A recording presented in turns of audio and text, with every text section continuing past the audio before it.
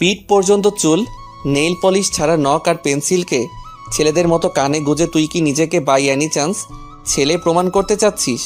আমার কিন্তু অমন হাফ মেয়ে পছন্দ না। নীরব ভাইয়ার কথায় পেছনে ফিরে তার দিকে এক নজর তাকিয়ে নিজের দিকে একবার তাকালাম। সব তো ঠিকই আছে, তারপরও তার দিকে তাকিয়ে বললাম, কেন ভাইয়া, মেয়েদের কি পিঠ পর্যন্ত চুল থাকে না? নাকি সবাই তোমার বিশ্ব সুন্দরী গার্লফ্রেন্ডের মতো কোমর পর্যন্ত চুলের অধিকারী? নাকি তার মতো ময়দা সুন্দরী যে সারাক্ষণ নেল পলিশ লাগিয়ে মুখে ময়দা লাগিয়ে ঘুরতে হবে? আর বাকি রইল পেন্সিল কানে গোজার কথা, সেটা তো স্কেচ বানাচ্ছিলাম আমি, তাই। আর তোমার অমন মেয়ে পছন্দ না তো আমি কি করব? কোনো নতুন কথা বলার থাকলে বলো, নয়তো যাও। আমার কথা শুনে নীরব ভাইয়া রেগে মেগে চলে গেল। আমি জানি সে এখানে বিয়েটা ভাঙতেই এসেছিল, কিন্তু আমি তো এত সহজে তাকে ছাড়ছি না। আচ্ছা, বিস্তারিত বলি। আমার নাম হচ্ছে অথৈ জাহান নীরা। আব্বুর নাম ইসনাত জাহান, যিনি পেশায় ব্যবসায়ী, আর আম্মু নীলিমা জাহান একজন গৃহিণী। আমার জন্মস্থান সিলেট, আর এখন বর্তমানে থাকি মিরপুর। আমার আম্মুর কাছে তো জানতে পারি ব্যবসার কাজে আব্বু সিলেট যেতে হয়েছিল, আর তখন 2-3 বছরের মতো তারা ওখানেই ছিল। কিন্তু দুজনের জন্মস্থানই আসলে মিরপুর। তো কাজ শেষে আম্মুরা মিরপুর ব্যাক করে। তখন আম্মুর এক বান্ধবীর সাথে তার আবারও দেখা হয়। কলেজ লাইফের ফ্রেন্ডস ছিল তারা। আর আম্মুর সেই বান্ধবীর বিয়ে আম্মুর বিয়ের বছর 2 আগেই হয়েছিল। আর নীরব ভাইয়া তাদেরই সন্তান। কলেজ লাইফের ফ্রেন্ডস হওয়ায় তাদের দেখাটা অনেকদিন পরেই হয়েছিল, তাই পেটের অনেক কথাও জমেছিল। তাই তারা সিদ্ধান্ত নিল যখন তারা এখানে থাকবেই, তাহলে নীরব ভাইয়াদের বাড়ির আশেপাশে বাড়ি নিলেই হয়। এতে করে তাদের প্রায়শই দেখা হবে আর বন্ধুত্বটাও বজায় থাকবে। তারপর আমরা মিরপুরে নীরব ভাইয়াদের বাসার কিছুটা দূরত্বে বাসা ভাড়া নেই, আর বর্তমানে এখানেই আছি। নীরব ভাইয়া আমার 4 বছরের বড়। আমার বয়স 20 হতে চললো, আর সে জবের জন্য ট্রাই করছে। নীরব ভাইয়াকে আমি অনেক আগে থেকেই পছন্দ করি, তবে কখনো বলা হয়নি বলতে কখনো বলিনি বা বলার চেষ্টাও করিনি, কারণ আমি তাকে পছন্দ করলেও সে আমাকে পছন্দ করে না। তার উপর আবার তার প্রাণপ্রিয় গার্লফ্রেন্ড আছে, যাকে সে তার জানের মতো ভালোবাসে। এই নিজ হাত দিয়েই তাকে কত গিফট দিলাম তার হিসেব নেই। পাড়ায় আমাকে আর নীরব ভাইয়াকে দেখে কেউ কখনো খারাপ মন্তব্য করেনি। সকলেই আমাদের বন্ধু হিসেবেই জানে, বুড়ো থেকে জোয়ান সবাই এটাই বিশ্বাস করে। আর নীরব ভাইয়া ছেলে হিসেবে বেশ, যেমন আছে রূপ তেমনি গুণ, সব মেয়ের স্বপ্নের রাজকুমারও বলা চলে। তবে মেয়েদের সাথে তার খাতির কম, আর পাড়ায় যদি মানুষ জানে তার একটা গার্লফ্রেন্ড আছে, তাহলে সেটা কানে মুখে ছড়িয়ে যেতে বেশি সময় লাগবে না। তাই গিফট আইটেমগুলো আমি নাহার নীরব ভাইয়ার গার্লফ্রেন্ড আপুকে দিয়ে গেছি। রং বেরঙের পেপার দিয়ে মোড়ানো বক্সগুলো দেখলেই মনটা ভরে যেত। তবে মন খারাপের বিষয়টা ছিল সেটা অন্যজনের জন্য জমানো ভালোবাসা ছিল, আমার জন্য না। আমার যখন 19 বছর ছিল তখন কিভাবে যেন আর কি মনে করে যেন নীরব ভাইয়া আমার বার্থডে অ্যারেঞ্জ করেছিল। সেই বার্থডে আমার জন্য বেস্ট ছিল। তো তখনই আমরা হাসি মজা করতে করতে নীরব ভাইয়া আমার মুখে কেক লাগিয়ে দিয়েছিল। সেটা ধুতেই ওয়াশরুমে গিয়েছিলাম। ওয়াশরুম ছিল আম্মু আব্বুর পাশের ঘরেই। তখন ওই ঘর থেকে ওদের কথোপকথন আমি স্পষ্ট শুনতে পাচ্ছিলাম। যেহেতু ওরা প্রায়শই যে কোনো বিষয় নিয়ে আলোচনা শুরু করে দেয়, সেহেতু আমিও চুপচাপ মুখে পানি দিচ্ছিলাম। কিন্তু হঠাৎই আন্টির মুখে নীরব ভাইয়ার নাম শুনতে পাই, আর নীরব ভাইয়ার বিষয়ক সব জিনিসেই আমার ইন্টারেস্ট আছে। তাই আমি আরেকটু দেয়ালের দিকে সরে ভালো মতো শোনার চেষ্টা করলাম যে আসলে তারা বলছেটা কি। তখন আন্টিকে বলতে শুনেছিলাম তিনি নাকি এর পরের বছরই আমাকে তার বাড়ির বউ করে নিতে চান। যদিও নীরব ভাইয়ার জব নেই, তবুও তার রেজাল্ট অনেক ভালো। জব পেতে বিশেষ কোনো সমস্যা হবে না। প্রথমে ঘরোয়াভাবে বিয়ে দিয়ে তারপর ভাইয়া জব পেলেই ছোট্ট একটা অনুষ্ঠান করা হবে। অবশ্য অনুষ্ঠানে আমার বিশেষ কিছু এসে যায় না।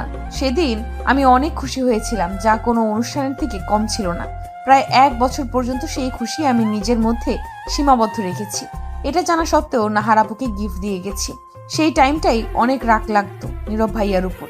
আমাকে সে ছোট থেকে চিনে, কিন্তু আমার প্রতি তার কোনো ফিলিংসই জাগলো না। অবশ্য আমরা প্রায়ই এমন কাউকে ভালোবাসি, তারা আমাদের ভালোবাসার মূল্য দেয় না। এতে অবশ্য কারো দোষও দেওয়া যায় না, কারণ ফিলিংস তো আর জোর করে আনা যায় না। এই যে আমি নীরব ভাইয়াকে ভালোবাসি, সে হয়তো বুঝেনি কখনো। আর নীরব ভাইয়া যে নাহার আপুকে ভালোবাসে, নাহার আপু শুধু নীরব ভাইয়াকে টাইম পাস হিসাবে ইউজ করে, এটা সে বোঝে না। যদি নাহার আপু ভালো হতো তাহলে কখনোই আমি ওদের মাঝে তৃতীয় ব্যক্তি হতাম না, কারণ ভালোবাসা মানেই ত্যাগ। কিন্তু ভালোবাসার কোনো নির্দিষ্ট সংজ্ঞা নেই, সেটা যে যেমন করেই মনে করুক না কেন। বলা হয় ভালোবাসা নাকি অন্ধ হয়, তাই নাহার আপুকে নীরব ভাইয়া এতই ভালোবাসে যে তার সম্পর্কে কেউ কোনো কথা বললে গায়ে হাত তুলতেও দুবার ভাবে না। আমার গায়েও হয়তো হাত তুলতো, তবে মেয়ে বলেই হয়তো ছাড় পেয়েছি। কিন্তু বাসায় গিয়ে নিশ্চয়ই ভাঙচুর করবে বা আমার সাথে কথাও বলবে না 2-1 দিন।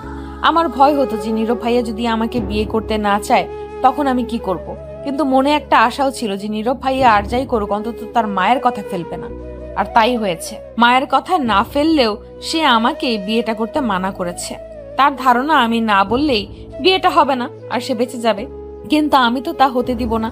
আমাদের বিয়ের ব্যাপারটা 1 মাস হলেও নীরব ভাইয়া জেনেছে, আর তখন থেকেই নানা বাহানায় আমাকে প্রত্যাখ্যান করতে থাকে, অন্য মেয়েদের সাথে তুলনা করতে থাকে। আজও সেই জন্যই এসেছিল। ইনডিরেক্টলি আমাকে বিয়েতে না বলতে বলেছে সে। আমাকে এটা বোঝাচ্ছে সে যে আমার মতো মেয়ে সে পছন্দ করে না। এখন তো বিয়ের মাত্র 1 সপ্তাহই রয়েছে, এর মধ্যে যে কি না কি করবে আল্লাহ জানে। 5 দিন পার হয়ে গেছে। এরপর ভাইয়ের সাথে আমার আর দেখা হয়নি। কলও করেছিলাম কিন্তু রিসিভ করেনি। করবেই বা কেন? আমি যে এখন তার কাছে জল্লাদের মতো, যে তার ভালোবাসা তার কাছ থেকে ছিনিয়ে নিচ্ছে। রাগটাও কি স্বাভাবিক নয়? আজ অনেক অস্থির অস্থির লাগছে, তাই ওদের বাসায় যাব ঠিক করলাম। আম্মু কখনোই আমাকে ভাইয়াদের বাসায় যেতে মানা করেনি, আজও করলো না। তবে জলদি ফিরতে বলল, কেনাকাটা করতে হবে নাকি। বিষয়টা আমার কাছে সব সময়ের মতোই বিরক্তিকর। আজ 5 মিনিটের রাস্তাও কেমন জানি পার হচ্ছে না। ভয় হচ্ছে এটা ভেবে যে আমাকে দেখে তার রিয়াকশনটা কি হবে। যদি উল্টাপাল্টা কিছু আচরণ করে। বাসায় গিয়ে বেল 2 বার দিতে নীরব ভাইয়া এসে খুলে দিল। তার চোখ মুখ কেমন যেন শুকিয়ে গিয়েছে, দেখে খারাপ লাগলো। তবে আমি তাকে হারাতে চাই না। জানি বিষয়টা স্বার্থপরের মতো, তবুও আমি তাকে হারাতে চাই না। আমাকে দেখেই ভাইয়া আবার দরজা লাগাতে নিতেই আমি দরজায় হাত দিয়ে ফেললাম। তাই ও দরজা লাগাতে পারলো না, কিন্তু আমাকে রেখেই নিজের ঘরের দিকে চলে গেল। আমি তাড়াতাড়ি দরজাটা লাগিয়ে তার পেছন পেছন এসে তার ঘরে চলে এলাম। সে বিছানায় চোখ বন্ধ করে বসলো। আমি কি বলবো বুঝলাম না, কিন্তু কথা তো শুরু করতেই হবে। আন্টি কই? শপিং গেছে। ও, তোমার মুখ এমন দেখাচ্ছে কেন?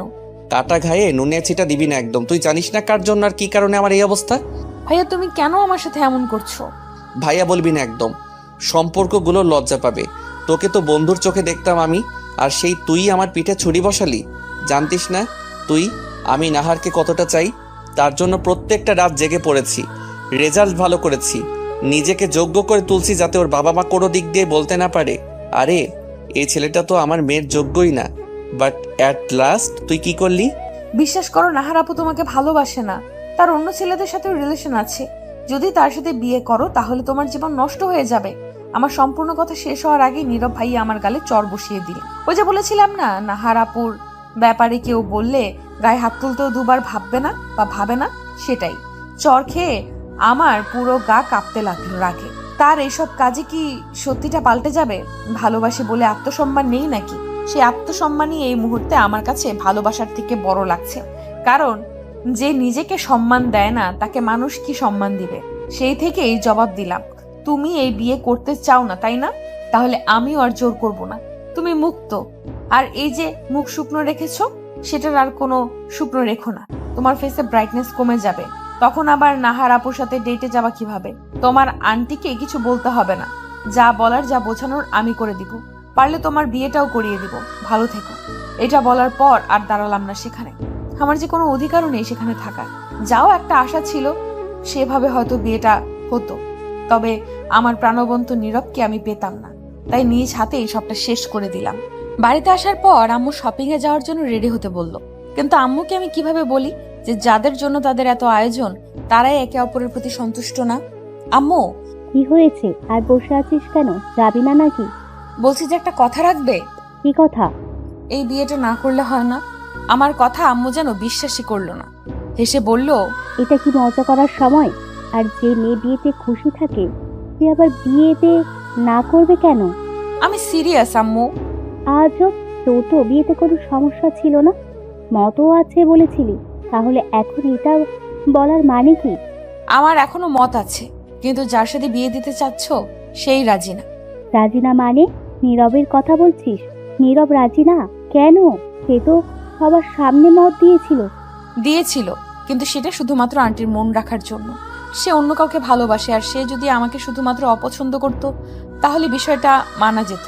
কিন্তু সে অন্য কাউকে চায়, আর সেটা আমাকে বলেছে। আমি যদি এখন কিছু না করি তাহলে সারা জীবন ও আমাকে দোষারোপ করবে। আর এভাবে কি পথ চলা যায় যেখানে অন্য কারো বসবাস? সব বুঝলাম, কিন্তু অন্য কাউকে পছন্দ হলে হিনাকে বলতে পারতো।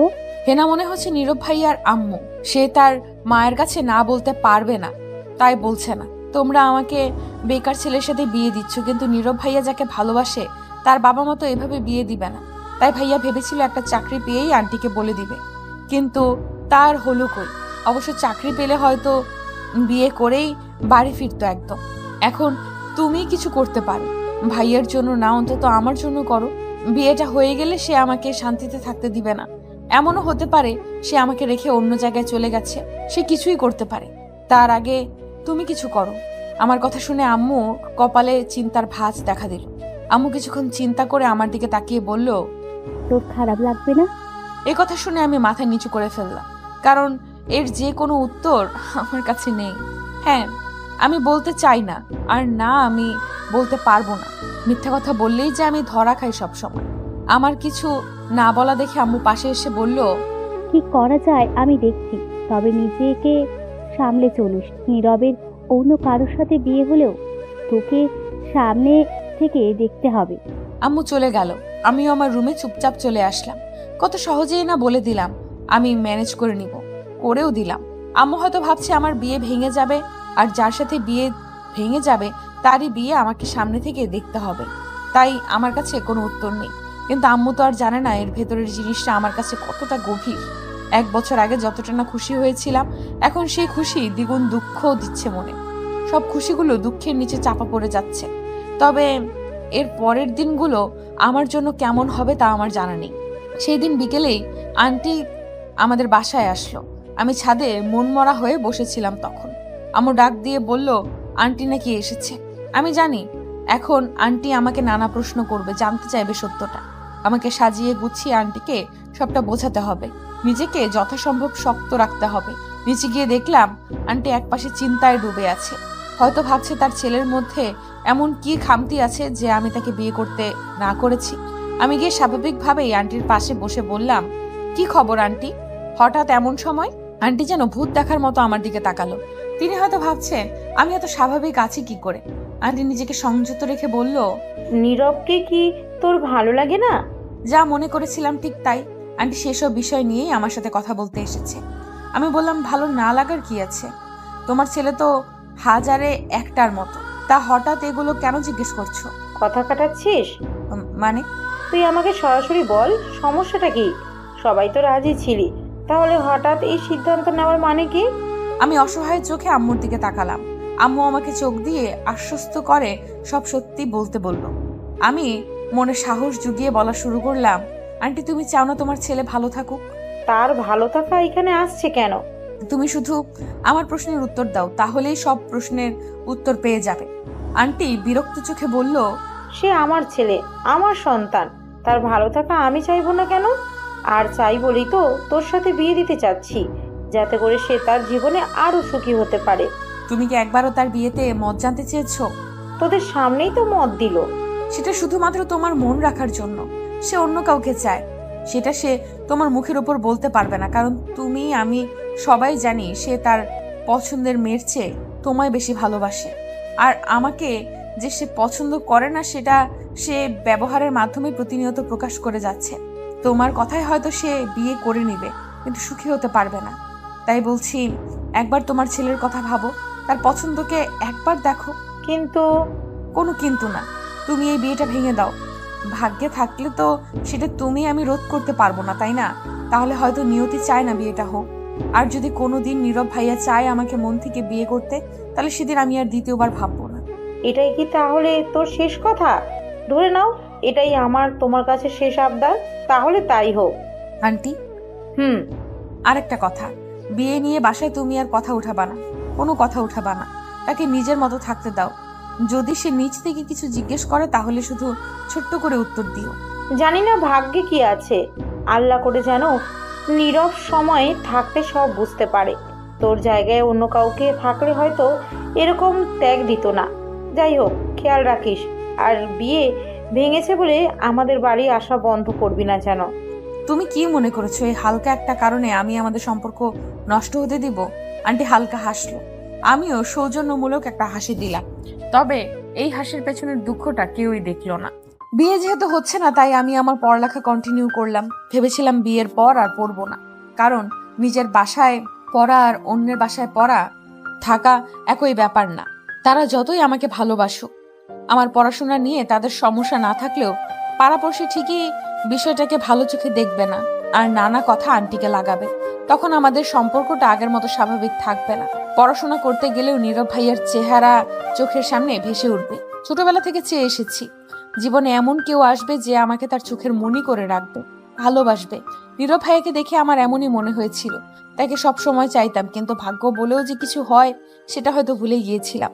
ভাগ্য হয়তো চায় না আমার আর তার মিলন হোক। এই 2 দিন অনেক টেনশনে পার হয়েছে নীরবে। নাহারকে হারিয়ে ফেলার ভয় তাকে কুরে কুরে খেয়েছে। রাতে শান্তিতে ঘুমাতে পারেনি, সারা রাত গেছে চিন্তা করতে করতে, আর শেষ রাতের দিকে ঘুমিয়েছে।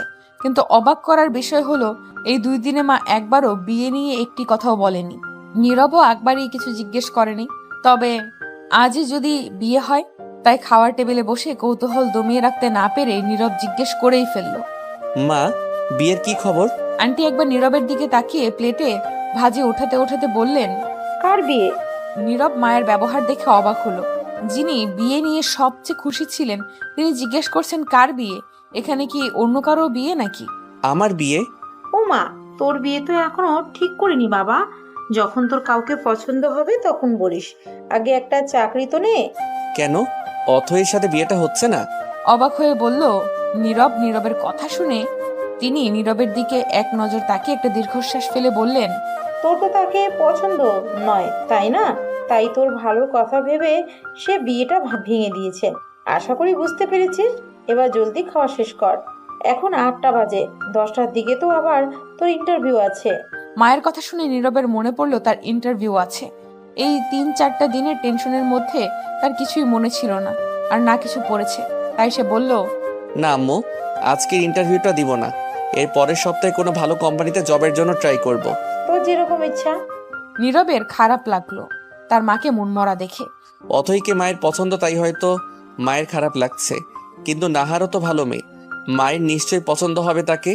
শুধু একটা চাকরি পাই, নেক্সট উইকে কোনো ভালো জায়গায় ইন্টারভিউ দিব। তাড়াতাড়ি একটা চাকরির খোঁজ করতে হবে। আমি না হয় আমার বিয়েটা আটকে ফেলেছি, 2 দিন পর যদি নাহারের বিয়ে হয়ে যায়, না এটা হতে দেওয়া যাবে না। কেটে গেছে আরো 2 দিন। আজ শুক্রবার, তাই বান্ধবী প্রমাকে কল দিয়ে আসতে বলেছি বাড়ির কিছুটা দূরে। জায়গাটা অনেক সুন্দর, অনেকটা গাছে ভরা নিরিবিলি পরিবেশও বলা যায়। মানুষের যাতায়াত কম, পাশ দিয়ে একটা নদীও আছে।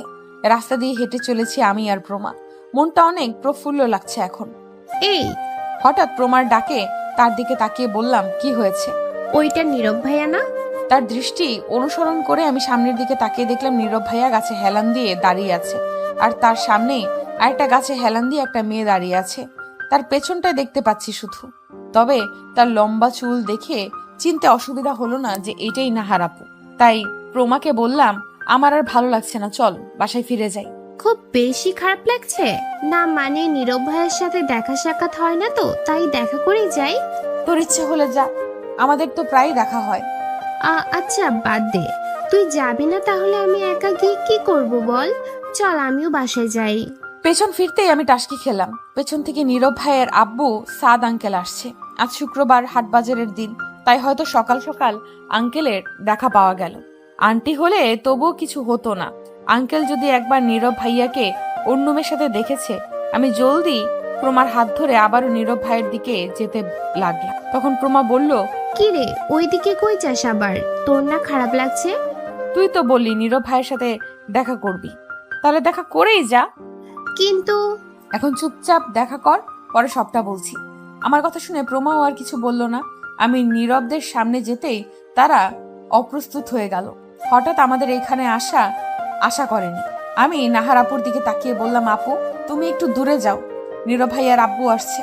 আমাকে দেখে নাহার আপু হয়তো কটাক্ষ করে কিছু বলতো, কিন্তু আমার মুখে এই কথা শুনে কিচ্ছু বলল না। কিন্তু পেছনে ফিরে যাওয়ার সময় আমাকে উদ্দেশ্য করে বলল, নীরব কিন্তু আমারই থাকবে। আঙ্কেলের কথা বলাতে যে ভয়ের রেখা ভাইয়ের মুখে ফুটে উঠেছিল, সেটাই এখন নাহার আপুর কথায় খুশিতে পরিণত হয়েছে। তবে কথাটা আমার মনে দাগ কেটে গেল। প্রমা বুঝলো না কিছুই, কারণ এই সব কিছুই শুধুমাত্র নীরব ভাইয়া আর আমার পরিবারের মাঝেই ছিল। কিন্তু নীরব ভাইয়াই হয়তো নাহার আপুকে বলেছে, কারণ সে কোনো কিছুই ওর থেকে লুকোয় না।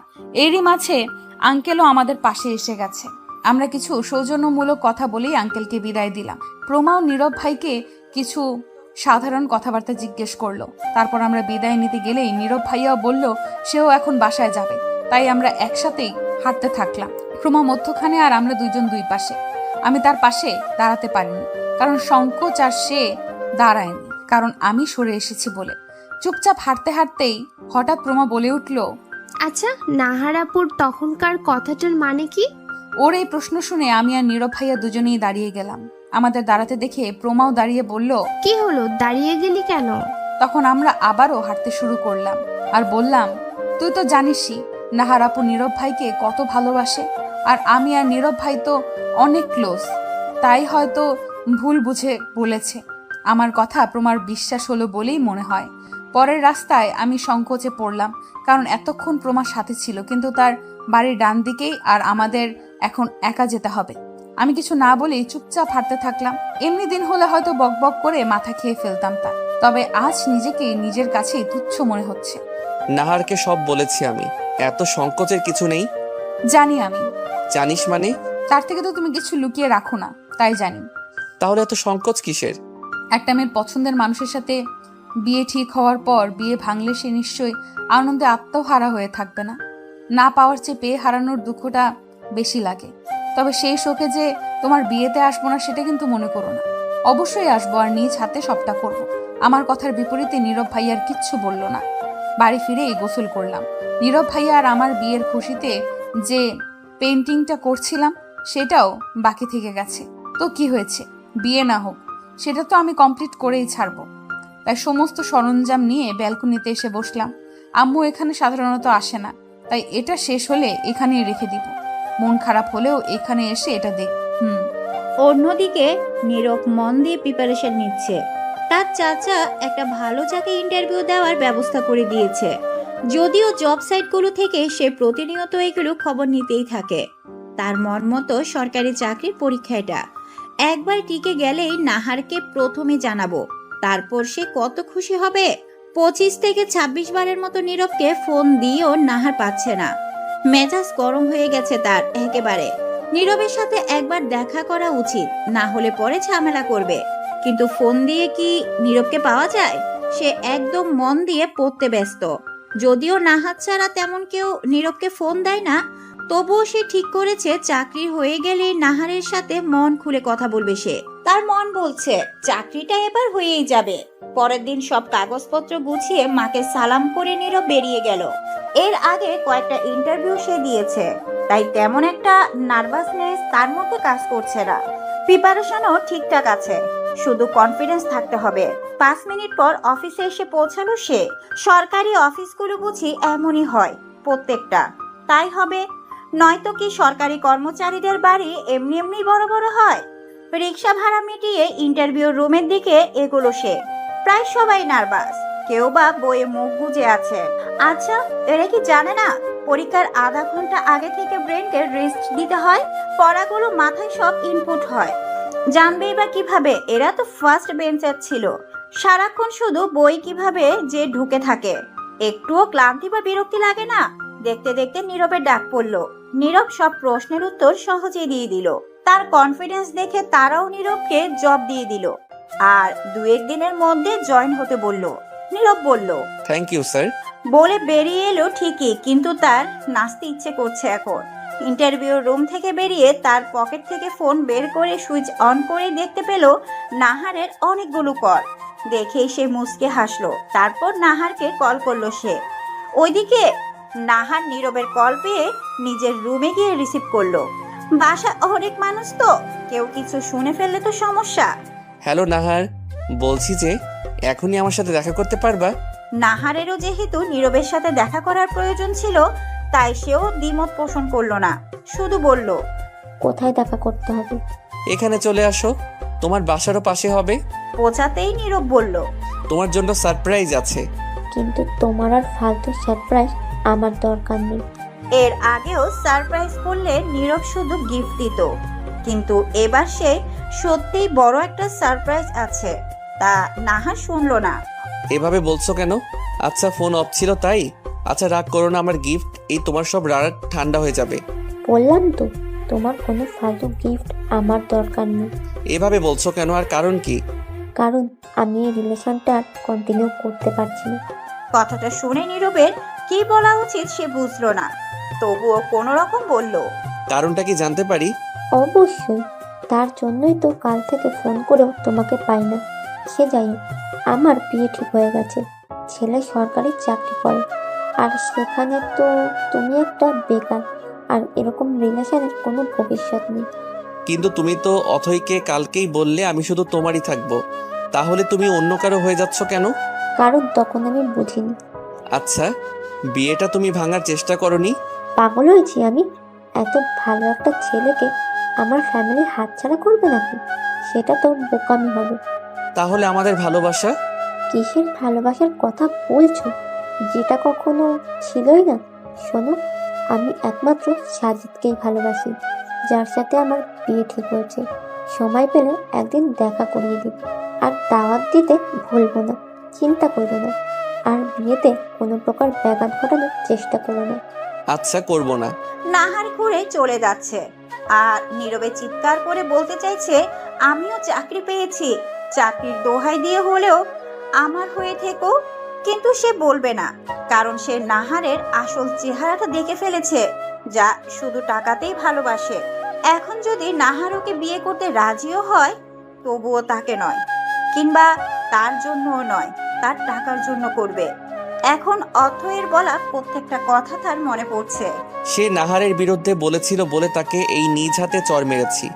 আমার খারাপ হবে ভেবে সে নাহারকে দূরে করার চেষ্টা করছিল, কিন্তু আমি অথইকে প্রত্যাখ্যান করেছি। আমি তার ভালোবাসা, তার ফিলিংস আমার জন্য সত্য ছিল, সেগুলোকে প্রত্যাখ্যান করেছি আমি।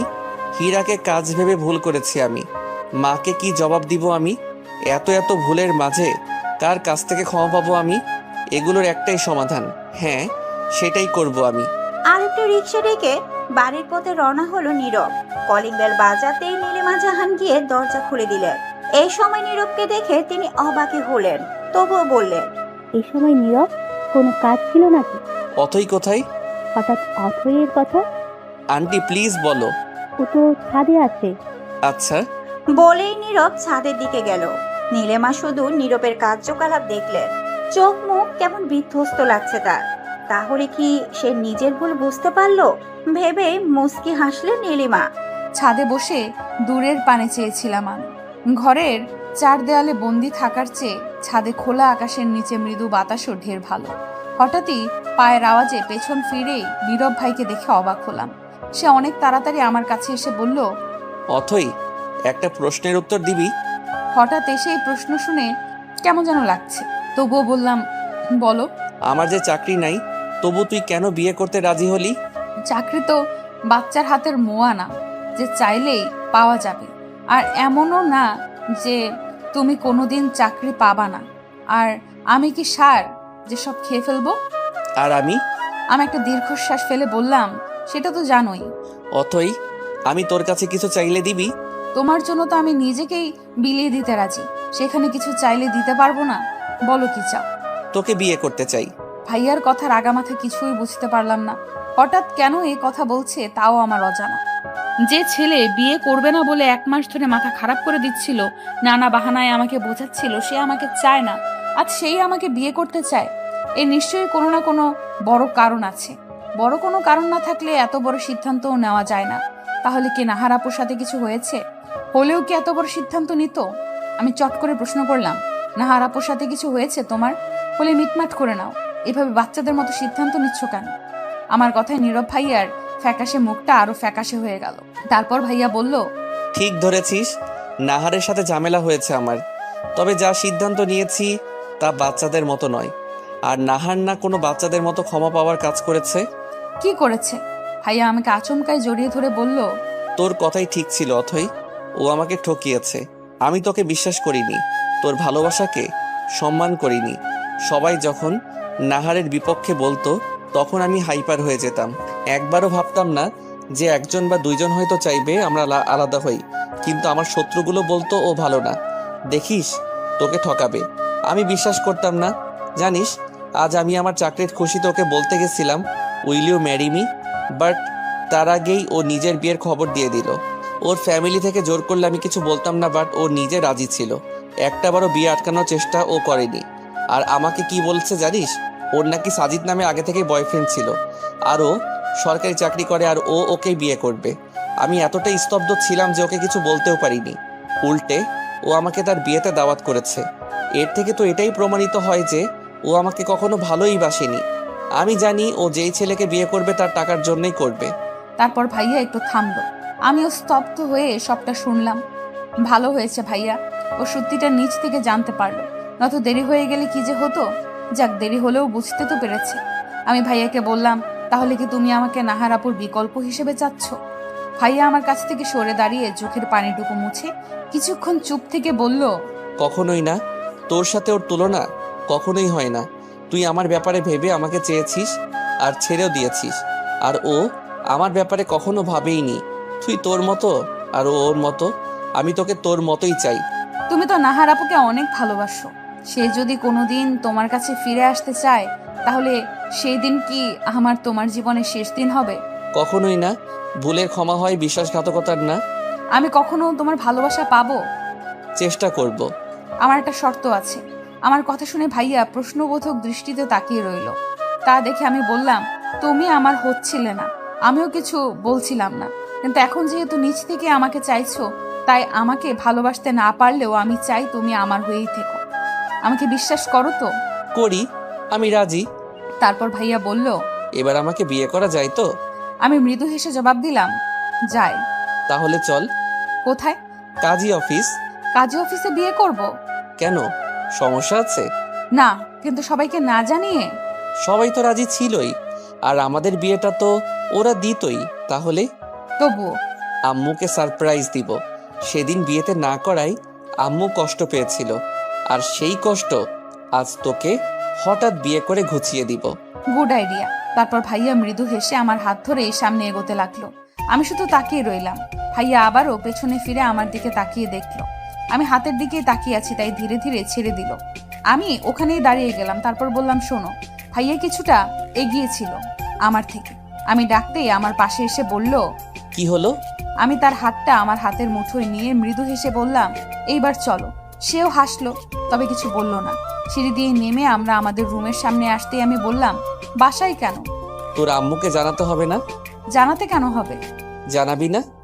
ভাইয়া অবাক হয়ে বলল, জানাবো, তবে ডিরেক্ট বিয়ের পর। আমিও আম্মুকে সারপ্রাইজ দিব। ভালো হবে না? না, ভালোই।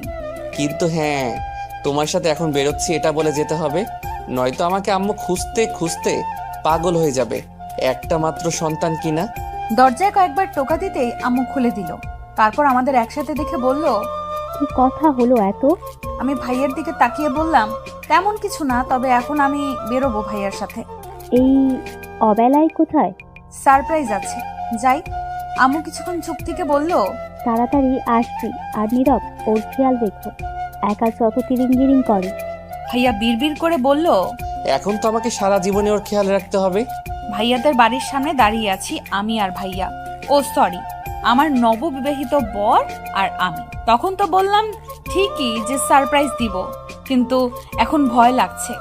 আর তার কারণ হচ্ছে, আন্টি যদি নীরবকে কোনো কড়া কথা শুনিয়ে দেয়, তাহলে তো ওর খারাপ লাগবে, আর ওর খারাপ লাগবে মানেই আমার খারাপ লাগবে। বেল চাপতেই আন্টি এসে দরজা খুলে দিল। ওড়নায় মুখ মুছতে মুছতে আমার দিকে তাকালেন, হয়তো রান্না করছিলেন। কিরে, তোরা একসাথে?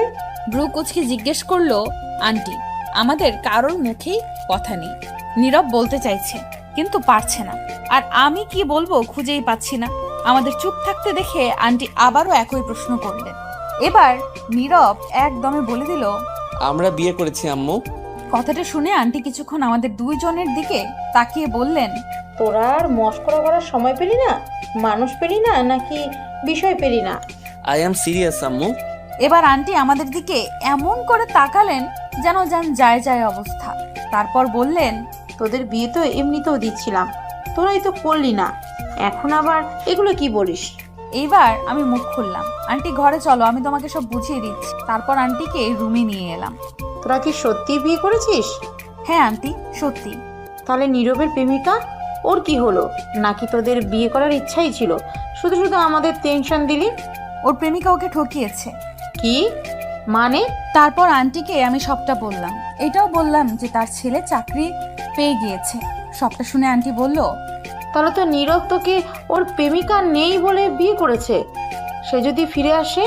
বিয়ে করার আগে শর্ত দিয়েছিলাম, তার জীবনে আগে যা ছিল তার পরও আমি করি না, কিন্তু তার বর্তমান আর ভবিষ্যৎ জুড়ে যেন আমিই থাকি। সেও সবটা মেনে নিয়েছে। তুমি শুকরিয়া করো, বড় কিছু হওয়ার আগে সে সবটা জানতে পেরেছে।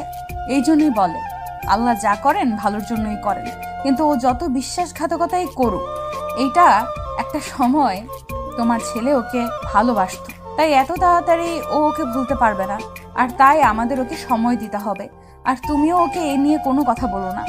ও যে সবটা ভুলে নতুন করে বাঁচতে চেয়েছে, মুভ অন করতে পেরেছে, এটা কিন্তু সবাই পারে না। ওর কাজের জন্য অনুতপ্ত, আর এটাও ভালো মতো বুঝেছে যে নাহার আপু বিশ্বাসঘাতক, তার কোনো ক্ষমা হয় না। এত ভুলের মাঝেও তুই নীরবকে ক্ষমা করে দিলি? ওকে কিছুদিন শাস্তি দেওয়া উচিত ছিল, তারপর মেনে না। না গো, তখন তো শাকচুন্নি আবার নিয়ে যেত আমার বরকে। একটার থেকে তো আল্লাহ বাঁচিয়েছেন। আর সত্যি বলতে তার চেহারার দিকে তাকিয়ে আমার প্রচুর মায়াও লাগছিল। আর আমি তো তোমাকে বলেছিলাম, যেদিন সে আমাকে মন থেকে বিয়ে করতে চাইবে সেদিন আমি আর দুবার ভাববো না। আর ক্ষমা করা তো মহৎ গুণ, তুমিও ক্ষমা করে দাও আর মেনে নাও আমাদের। যে আমার ছেলের জন্য বিয়ের আগে এতটা ভেবেছে, সেটা তুই, আর তাই তোকে আমার এত ভালো লাগে। আন্টির কথায় আমি মৃদু হাসলাম। তারপর আন্টি বলল, তোর মা জানে এত কাণ্ডের কথা? আমি ঠোঁট উল্টে বললাম, তোমার ছেলে তোমাকে খুশি করার জন্য আমাকে কাজী অফিস গিয়ে বিয়ে করেছে, আর আমিও তার কথায় তাল মিলিয়ে আম্মুকে সারপ্রাইজ দিব বলে কিছু বলিনি। তাহলে বাসায় চল। মানে কি, নতুন বউকে বাড়ি থেকে বের করে দিচ্ছ? তা দিব কেন? আর তোদের বিয়ের কথা আমরা তিনজন ছাড়া আর কেই বা জানে, তাই তোদের আবার বিয়ে দিব, আর সেটা হবে সবার উপস্থিতিতে। তাহলে এখন তোদের বাসায় যাব। আমাদের বাসায় পৌঁছে আম্মু দরজা খুলে আমাকে আন্টির সাথে দেখে ব্রু কুচকালো। হয়তো ভাবছি গেলাম নীরবের সাথে আর ফিরছি আন্টির সাথে, তাহলে সারপ্রাইজ কই? কিরে, তোর আন্টি তোর সারপ্রাইজ নাকি? কিরে হেনা? আমি সারপ্রাইজ না, আমাদের ছেলে মেয়ে আমাদের আরো বড় সারপ্রাইজ দিয়েছে। মানে? মানে ওরা বিয়ে করে ফেলেছে। আম্মু হা করে আন্টির দিকে, তারপর আমার দিকে তাকিয়ে বলল, মানে কিভাবে? তারপর আন্টি আম্মুকে সব বলল, আমাদের বিয়ের কথা, আর বিয়ে কেন হলো এটাও, আবার আমাদের বিয়ের আয়োজন করা হবে এটাও বলল। আন্টি যেতেই আম্মু বলল, তুই কি আসলেই? আমি হালকা হেসে বললাম, আমি তো আগেই রাজি ছিলাম, শুধু নীরব যে নিজের ভুল বুঝতে পেরেছে এটাই অনেক।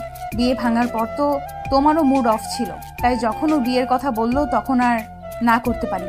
নাহার আপু তার বিয়ের কার্ড নীরবের বাসায় পৌঁছিয়েছে। নীরব তখন বাসায় ছিল না, ও আজকে জয়েন করেছে। কার্ডটা আন্টি পেয়েছে, তারপর আমাকে জানিয়েছে 1 সপ্তাহ পরে বিয়ে তার। সেই হিসেবে আমাদের যাওয়া উচিত, আর সেই জন্য আন্টিকে বলেছি যাতে আমাদের বিয়েটা এই 1 সপ্তাহের মধ্যেই হয়ে যায়। নাহার আপুর যাতে কিছুতেই মনে না হয় তার দেওয়া ছ্যাঁকার জ্বালায় নীরব কষ্ট পেয়েছে। যদিও পেয়েছে, তবুও আমাদের এমনটা বোঝাতে হবে যে সে তার মতোই সুখে আছে আর বিয়েও করে ফেলেছে, তাও আবার তার আগেই। না হলে বিয়ের খুশির সাথে এই খুশিতেও নাহার আপু গদগদ হয়ে যাবে। বিকেলে নীরবদের বাসায় যাওয়ার কথা আছে আমার, মানে আমি ঠিক করেছি যাব। আমার মনে হয়েছিল নাহার আপু শুধু কথার কথা বলেছে বিয়ের দাওয়াত দিবে, কিন্তু সত্যি যে এরকম করবে ভাবিনি। নীরবের উপর এর প্রভাব কেমন হবে সেটা হয়তো জানি না, তবে খুব একটা যে ভালো হবে না সেটা তো জানা আছে। গিয়ে বেল চাপতেই নীরব এসে দরজা খুলে দিল। আমার তো হার্টবিট মিস করছে, হয়তো মাত্রই ফিরে হাত মুখ ধুয়েছে, এখনো চেহারায় পানি জমে আছে। আমাকে দেখে নীরব বলল, অথই এই সময় আয় ভেতরে। আমি ভেতরে যেতেই নীরব দরজা লাগিয়ে দিল। কি বলে কথা শুরু করব বুঝলাম না। নীরব তার ঘরের দিকে যেতে যেতে বলল, কোনো কাজ ছিল? নীরবের কোনো টেনশন নাই, তার মানে এখনো সে জানে না। আমি বললাম, আন্টি কই? রান্নাঘরে। এই জন্যই নীরব দরজা খুলতে এসেছিল। আমিও বলে রান্নাঘরের দিকে আসলাম। আন্টি আমাকে দেখে বলল, কিভাবে নীরবকে এসব বলি বলতো? আমিও তো সেটাই ভাবছি।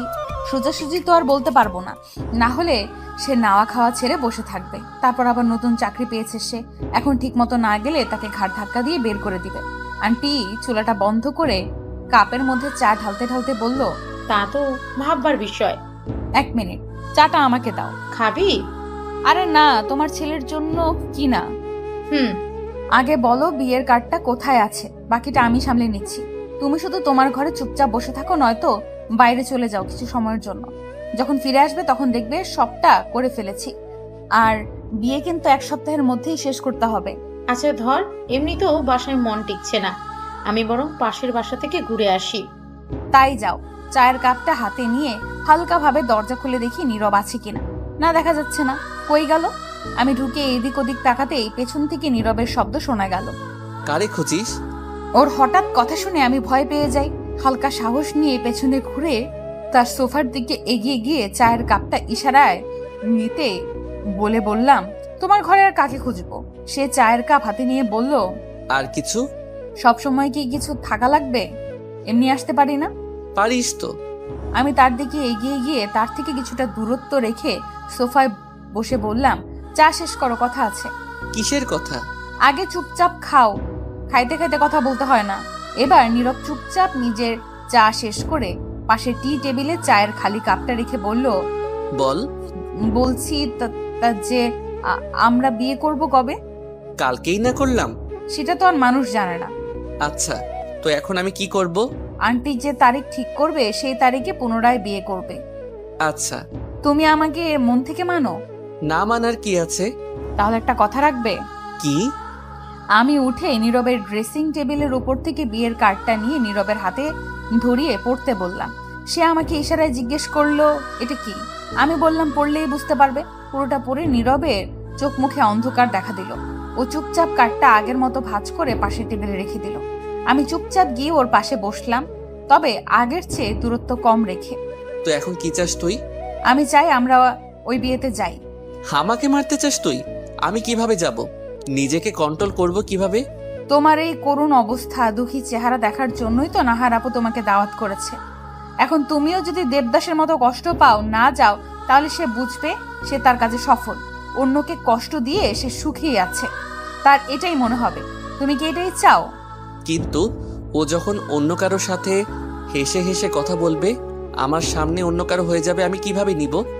এই জন্যই আমরা যাব অ্যাজ আ কাপল। আজ আমাদের বিয়ে, যেমনটা চেয়েছিলাম তেমনই। নাহার আপু বিয়ের আগে আমাদের বিয়েটা সম্পূর্ণ হবে। পার্থক্য শুধু এইটুকুই যে আগের মতো শুধু পরিবারের সদস্যরা থাকবে না, আরো থাকবে কিছু আত্মীয় স্বজন। নীরব আগের মতো প্রাণবন্ত না থাকলেও খুব একটা মন মরা নেই। হয়তো বুঝে গেছে ভালোবাসলেই পেতে হবে এমনটা না। প্রথমবারের মতো নীরবের ঘরটা এত আপন লাগছে। এখন কোনো কিছু ধরতে গেলে আমাকে আর পারমিশন নেওয়া লাগবে না, সবটাই আমারও সমান অধিকার। হ্যাঁ, বিয়ে শেষে এখন আমি নীরবের ঘরে। একটু আগে এসেছি এই ঘরে, যদিও বারবার দেখেছি ঘরটা, তবুও কেন যেন আজ খুঁটিয়ে খুঁটিয়ে দেখতে ইচ্ছে করছে। অপেক্ষা শুধু নীরবের আশার। যদিও খুব একটা ভারী সাজ নেই, তবুও সবটা পাল্টে নিতে হবে, কারণ এই পোশাকে শান্তিতে ঘুমোতে পারবো না। চুপচাপ সবটা পাল্টে চোখে মুখে পানি দিয়ে নীরবের ব্যালকনিতে আসলাম। বসার জন্য দোলনা রয়েছে আর ছোট ছোট টব ঝুলিয়ে রাখা আছে। শীতল হাওয়া গায়ে এসে মাঝে মাঝে লাগছে।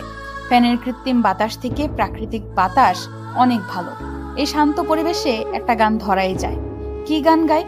তোমার ইচ্ছেগুলো তোমার ইচ্ছেগুলো ইচ্ছে হলেই আমায় দিতে পারো। আমার ভালো লাগা ভালোবাসা তোমায় দেব আরো। তোমার ইচ্ছেগুলো তোমার ইচ্ছেগুলো ইচ্ছে হলে আমায় দিতে পারো। আমার ভালো লাগা ভালোবাসা তোমায় দেব আরো। হাতটা শুধু ধরো, আমি হব না আর কারো। তুমি হাতটা শুধু ধরো, আমি হব না আর কারো। নীরব কি কখনো চাইবে আমার হাতটা ধরতে? বুক চিরে শুধু দীর্ঘশ্বাসই বেরিয়ে এলো, কারণ এর উত্তর তো আমার কাছে নেই। নীরব যদি মন থেকে ভুলতে চায় তাহলে অবশ্যই পারবে, আমার বিশ্বাস। অবশ্য খারাপ স্মৃতিকে যতদিন মনে রাখা হবে ততদিন দুঃখই দেবে। নীরব এখনো আসলো না। আমি রুমে এসে বসলাম, ড্রেসিং টেবিলের দিকে তাকিয়ে দেখলাম নিজেকে একবার। অতটাও সুন্দরী না আমি, তাই কি নীরব আমাকে প্রত্যাখ্যান করত? হতেও পারে, আবার নাও হতে পারে। নীরবের সাথে কি আমাকে মানাবে? আয়নার একদম সামনে গিয়ে দাঁড়ালাম আমি। রূপ লাবণ্যকে তেমন একটা মূল্যায়ন না দিলেও আজ কেন যেন সেই জিনিসটারই কমতি লাগছে। এর মাঝে নীরব আসলো। আমি তখনও আয়নায় নিজেকে দেখতে ব্যস্ত। আওয়াজ পেয়ে পেছনে ফিরলাম আমি। নীরবের দিকে এগিয়ে গিয়ে দরজাটা লাগিয়ে তার দিকে তাকিয়ে বললাম, আমি সুন্দর না বলেই তুমি আমাকে প্রত্যাখ্যান করতে, তাই না? নীরব আমার কাছ থেকে হয়তো এই মুহূর্তে এই প্রশ্ন আশা করেনি। হঠাৎ কেন এমন প্রশ্ন করছি তাও হয়তো মেলাতে পারছে না সে। কিছুক্ষণ চুপ থেকে বলল, আমি কোনোদিনই মানুষকে রূপ দিয়ে বিচার করিনি, তোকেও না। এই কথায় মনে অল্প একটু আশা জাগলো। আমি একটু স্বাভাবিক হয়ে মাথা নিচু করে বললাম, ফ্রেশ হয়ে নাও। নীরবও তার কাপড় নিয়ে বাথরুমে চলে গেল। মাথা নিচু করেছিলাম চোখের পানি আড়াল করতে। সত্যি বলতে আমি ধরেই নিয়েছিলাম সে আমাকে রূপের জন্য প্রত্যাখ্যান করেছে, আর এটা ভেবেই চোখে পানি এসে গিয়েছিল। বিছানায় গিয়ে চুপচাপ বসলাম আমি। এখন আমার কি করা উচিত? নীরবের জন্য অপেক্ষা নাকি ঘুম চলে যাওয়া? যদিও নীরবের থেকে কিছু আশা করা যায় না, তবুও ভদ্রতার খাতিরে অন্তত জেগে থাকা লাগবে বলে আমি মনে করি। আমার ভাবনার মাঝে মিনিট দুয়েকের পর নীরব বেরিয়ে এলো। আজও মুখমণ্ডলে বিন্দু বিন্দু পানি লেগে আছে। কেমন দেখতে লাগছে তা না হয় বাদই দিলাম, তাই তার দিক থেকে দৃষ্টি নামিয়ে নিলাম। নীরব সোফায় বসে মুখ হাত মুছতে ব্যস্ত। যদিও গরমকাল, তবুও পায়ের কাছে থাকা পাতলা কাঁথাটা গায়ে জড়িয়ে শুয়ে গেলাম। শুইতে তো বাধা নেই, চোখে অস্থিরতা, তবুও চোখ বন্ধই রাখলাম। নীরব বলল, লাইট থাকবে নাকি অফ করব? আমি স্লো ভয়েসে বললাম, লাইট জ্বালানো থাকলে আমার ঘুম আসে না, তাই বন্ধ করে দাও। নীরব লাইট অফ করে আমার পাশেই শুয়ে পড়ল, কোনো বাধা ছাড়াই। তবে কাঁথাটা শুধু নিল না। আমি ভেবেছিলাম কোনো কাণ্ড করবে হয়তো। যাক, ভালোই। সকালে নীরবের অনেক পাশেই নিজেকে পেলাম। স্বাভাবিক ব্যাপার, এক বিছানায় যেহেতু আছে সেহেতু ঘুমের মধ্যে তো আর দূরত্ব বজায় রাখতে পারবো না। আমি নীরবের দিকে এক নজর তাকিয়ে তার দিকে হাত বাড়াতে গিয়েও সরিয়ে ফেললাম। এখন ইচ্ছে থাকলেও এটা সঠিক সময় নয়। আমি চাই সে প্রথম আমাকে স্পর্শ করুক, তাও আবার মন থেকে, কোনো জোর কিংবা দায়িত্ববোধ থেকে নয়। অথই উঠে চলে যেতে নীরব চোখ খুলল আর মনে মনে বলল, তুই সত্যি আমার জন্য পারফেক্ট অথই। আমি ভুল মানুষকে বেছে নিয়েছিলাম। যতই নাহারের প্রতি আমার ঘৃণা আসুক, আপাতত সেটা ভালোবাসার থেকে কমই দেখতে পাচ্ছি। কারণ একসময় তাকে আমি কতটা চেয়েছি তা শুধু আমিই জানি। যেদিন মনের উপর রাজত্ব করে নাহারের নাম সরাতে পারবো, সেদিন এই মনে শুধু তোর নামই থাকবে। নীরব ঘুমিয়েছিল ঠিকই, কিন্তু ঘুমের মধ্যে কেউ আমাদের দিকে তাকিয়ে থাকলে এমনি এমনি বিরক্ত বোধে চোখ খুলে যায়। এখানে যেহেতু সে একাই নেই, তাহলে অথই তাকিয়ে আছে। তবুও সে চোখ খুলেনি, কারণ চোখ খুললেই অথইকে অস্বস্তিতে পড়তে হতো। অথই ফ্রেশ হয়ে এসে দেখে নীরব উঠে গেছে, তাই সে বলল, কখন উঠেছ? নীরব অথইয়ের দিকে চেয়ে বলল, মাত্রই। ও, উঠে ফ্রেশ হয়ে নাও, তারপর নাস্তা করতে আসো। তোমার অফিস টাইম তো আমি জানি না, আমাকে পরে জানিয়ে দিও এক সময়। এখন আন্টির কাছে গেলাম। অথই চলে গেলে নীরব উঠে বসে, তারপর ফ্রেশ হতে যায়। অফিস টাইম 9টা থেকে শুরু তার। এখন সবে 8টা বাজে। তাড়াহুড়োর কিচ্ছু নেই, সব আরামায়েশে করা যাবে। সকালে গোসল সেরে নেয় নীরব। সারাদিন তো আর সময় পাওয়া যাবে না, যদিও এখন নতুন, তবুও এখন থেকে টাইমলি সব করতে হবে।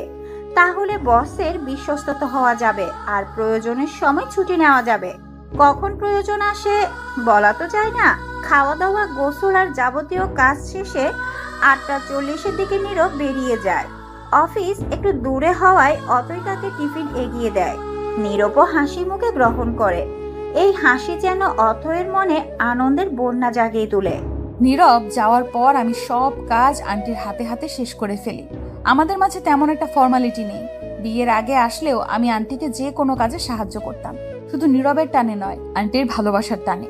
আমরা আমাদের বাবা মায়ের একমাত্র সন্তান হওয়ায় আমার আম্মু যেমন নীরবকে তার ছেলের মতন ভালোবাসেন, তেমনি আন্টিও আমাকে তার মেয়ের মতোই ভালোবাসে। যদি আমাদের সম্পর্কগুলো এরকম না হতো, তাহলে বিয়ে ভাঙার পর পুনরায় বিয়ে হওয়া একটা কল্পনা মাত্র ছিল। সব কাজ শেষে গোসল করে নিলাম। এখন আমার কাজ হচ্ছে শাড়ি পছন্দ করা, নাহার আপুর বিয়েতে পরার জন্য। শাড়ি পরলে একটু বউ বউ ফিলিংস আসবে। নীরব কি পরবে তাহলে? পাঞ্জাবি? শাড়ি পাঞ্জাবি তো এক জোড়ার মতো। নীরবের অনেক পাঞ্জাবি দেখেছি আমি, তার পাঞ্জাবিগুলো ছিল দোকানের কালেকশনের মতো, একদম ইউনিক। তাহলে আমাদের মিলিয়ে পড়তে হবে। আহা, কি একটা ফিলিং! কালার সিলেক্ট করা আমার কাজ না। সে কখন থেকে একটার সাথে একটা মেলানোর চেষ্টা করছি, কিন্তু মিলছেই না। না, মিলছে না বললে ভুল হবে, আমি মেলাতে পারছি না। সম্পূর্ণ না মিললেও হালকা একটু মিল পাচ্ছি, তবে সেটাও মনে ধরছে না। সুতরাং নীরবকে নির্বাচন করে দিতে হবে বলে আমি মনে করি। সব কাজ শেষে আন্টি একটু শুয়েছিল, আমিও ঘরে ছিলাম। ড্রেস চুজ করতে গিয়ে খাওয়া দাওয়া করিনি, তাই আন্টিকে ডেকে আমি আর আন্টি খেয়ে নিলাম। নীরবের বিকেলে আসার কথা, তবে আরো দেরি হতে পারে। বিকেলে নীরব আসলে আমি দরজা খুলে দেই। নীরব ঢুকতেই তার প্রথমে অথৈর দিকে চোখ পড়ল। ও অথৈকে চিনতেই পারেনি। পা থেকে মাথা পর্যন্ত একবার দেখে নিল সে, কারণ আজ অথৈ শাড়ি পরেছে, মিষ্টি কালারের শাড়ি। কালো সম্ভবত পরেছিল, তবে সেভাবে দেখা হয়নি। দেখবেই বা কিভাবে? চারিদিকে তেমন মানুষ না থাকলেও যে খুব কম মানুষ ছিল তাও না। সেই অবস্থা যদি নতুন বউয়ের দিকে সে তাকিয়ে থাকে, তবে নিতান্তই তাকে লজ্জায় পড়তে হতো। আর যাই হোক, মুরব্বীদের সামনে তো আর বউ দেখতে পারবে না। তারপর আবার কাল যখন সে রুমে আসলো, তখনও অতই চেঞ্জ করে ফেলেছিল। আবার রুমে আসতেই সব উদ্ভট প্রশ্ন তার মাথা হ্যাং করে দিয়েছিল, তাই তাকে একটু দেখা হয়নি। এভাবে দাঁড়িয়ে থাকতে দেখে অথই নীরবকে উদ্দেশ্য করে বলল, কি হলো, ভেতরে আসো। তা শুনে নীরব ভিতরে এলো। হাত মুখ ধুয়ে বেরিয়ে আসতে অথই বলল, কিছু খাবে এখন? তুই আমাকে যেভাবে খাওয়াচ্ছিস ওভাবে খেতে থাকলে তো বেলুন হয়ে যাব। আমি ভেবে পাচ্ছি না আমি ওকে বেশি খাওয়ালাম কখন। আরে বেশি দূরে থাক, আমি ওকে খাওয়ালামই কখন? আসলামই তো কালকে।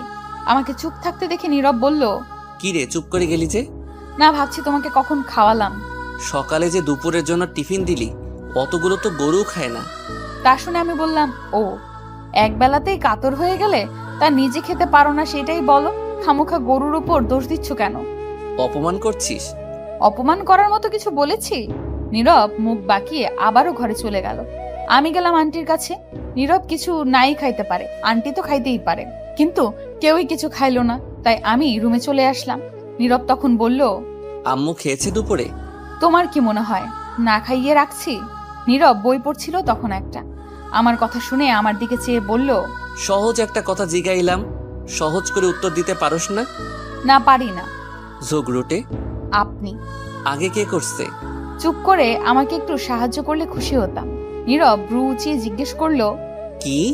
আপনার জন্য নীল ড্রেস পছন্দ করছি, কালকে পরবেন? কাল? ও, পড়াই যায়। ঢং এমন মনমরা হয়ে বলছে যেন সব দুঃখ ওনারই। নীরব ভ্রু কুচকে কিছু বলতে নিবে, তার আগে আমি বললাম, হইছে, এখন আপনার প্রেম কত গাঢ় ছিল, কত ভালোবাসা ছিল, ইউ নিড টাইম, এগুলো বলতে শুরু করে দিবেন না। এমনিতেই মেজাজ খারাপ বলেই আমি চলে আসলাম। নীরব অথয়ের কথায় হা হয়ে শুনল পুরাটা। যতগুলো কথাও বলছে তার মধ্যে একটা কথাও আমি মনের মধ্যেও আনিনি। এখন আর ও যা ঝাড়লো, বাপরে বাপ, নাহারকে মনে করার টাইমই পাবো না আমি। অবশ্য মনে করতে চাইও না। যতগুলো কথা ঝেড়ে এলাম ততগুলোর একটাও আমার মনের কথা ছিল না, রাগও ছিল না। শুধু এখন উল্টা কোনো রিয়াকশন না দেখায় তাহলেই হবে। সন্ধ্যা তো হয়ে আসলো, ছাদের দরজা লাগিয়ে আসতে হবে, তারপর হয়তো নাস্তা বানাতে হবে। এই টাইমে নীরবদের বাসায় কোনোদিন আসলে দেখতাম আন্টি নাস্তা বানাচ্ছে। কারণটা নীরব, ও বেশিরভাগ সময় রাতের খাবার খায় না, আন্টি বলেছিল। এখন না খাইয়ে তো রাখতে পারবে না, তাই নাস্তা বানাতো। এখন তো সে চাকরি করে, সারাদিন খাটে, তাহলে নিশ্চয়ই ওর খাওয়ার কথা জিজ্ঞেস করে নিতে হবে, না হলে আবার নাস্তা বানাতে হবে। বানাতে হলে আন্টিকে কিছু করতে দিব না। এখন আমি আছি না, আন্টি কি করছে এখন? ঘুমোচ্ছে হয়তো। যাই হোক, নীরবের কাছে গিয়ে তাকে জিজ্ঞেস করতে হবে, এই যে কি নাস্তা খাবেন নাকি রাতের খাবার? যেটা মন চাই বানিয়ে ফেল। হ্যাঁ, আপনি খুব শোনেন তো আমার কথা। বানিয়ে ফেলবো, তারপর আপনি বলবেন মুড নাই, তখন আমি কি করব? আহা দেখোস না কাজ করি, তার মধ্যে আবার নাস্তা নাস্তা করস কিল্লাই। তো করব না, যখন পছন্দ হবে না খাবার তখন সারা রাত খিদার জ্বালায় মরবা, ওইটা ভাল লাগবে? নাস্তা কর। ধরো তোমার নাস্তা। আমার কথায় নীরব আমার দিকে ফিরে তাকালো। তুই এত তাড়াতাড়ি কাজ শেষ করে ফেলেছিস? কচু করেছি। কাজের মধ্যে এত কিসের ব্যস্ততা তোমার? 2 ঘন্টা হয়েছে আমার যাওয়া, সব কাজ শেষে তারপর এসেছি, আর বলে তাড়াতাড়ি। ঠিক মতো সময় দেখে বলো। ঘড়ির দিকে তাকিয়ে নীরব আমার দিকে তাকালো। আমার দিকে না তাকিয়ে খাবার শুরু করো, তারপর ঘুমাও। আম্মু, নামাজ শেষে খাবেন, তোমার তো এগুলো খেয়াল থাকে না। কাজের জন্য শুনিনি আজান, তাই বলে তো তুইও ডাক দিসনি। বলে আর দেরি না করে হাত ধুতে গেল। নীরব খাওয়া দাওয়া শেষ করে নামাজ পড়তে বসলো। আমি খেয়ে রুমে আসার পর দেখলাম রুম অন্ধকার। লাইট জ্বালিয়ে দেখলাম নীরব ঘুমিয়ে গেছে। ও আজ সত্যিই ক্লান্ত ছিল হয়তো।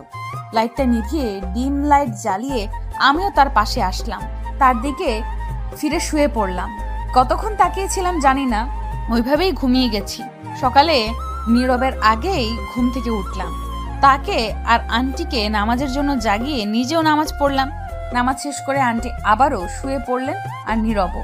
আমি শুধু নীরবের ব্যালকনিতে এসে দাঁড়ালাম। সকালের আকাশ বাতাস দুইটাই আমার কাছে অধিক প্রিয়। কিছুক্ষণ ওভাবে থাকার পর রান্নার কাজে লেগে পড়লাম। নীরব ঘুমানোর খানিক পরেই জেগে গেছিল, তারপর সেও হাঁটতে বেরিয়েছে।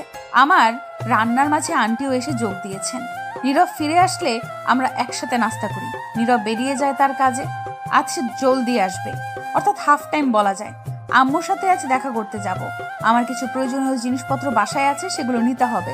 আন্টিকে বলে বাড়ির উদ্দেশ্যে রওনা দিলাম।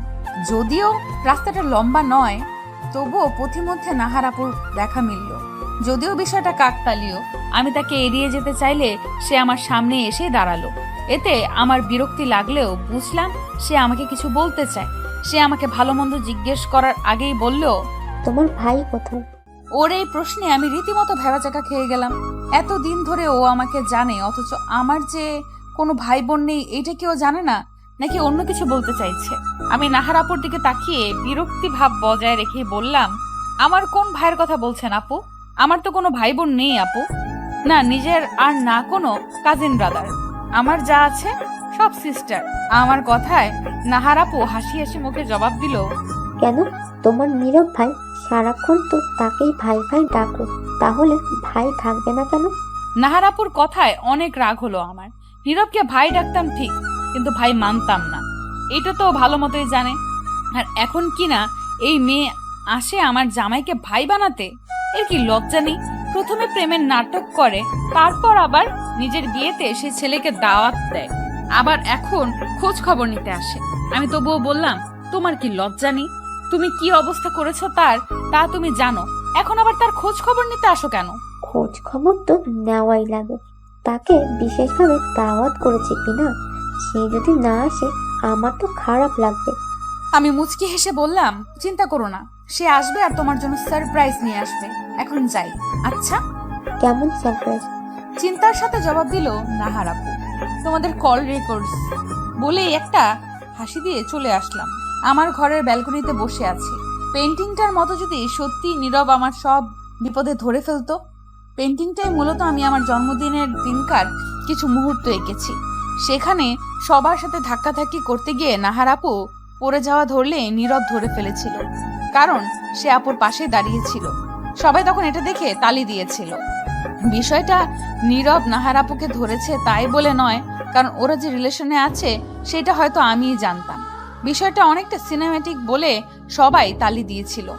এখন সেই জায়গায় নাহারাপুকে না আমি নিজেকে আঁকছি। হোক কল্পনায়, তবুও ভালো লাগে। আম্মুর সাথে কিছুক্ষণ কথা বলে দুপুরের দিকে বাসার উদ্দেশ্যে রওনা হলাম।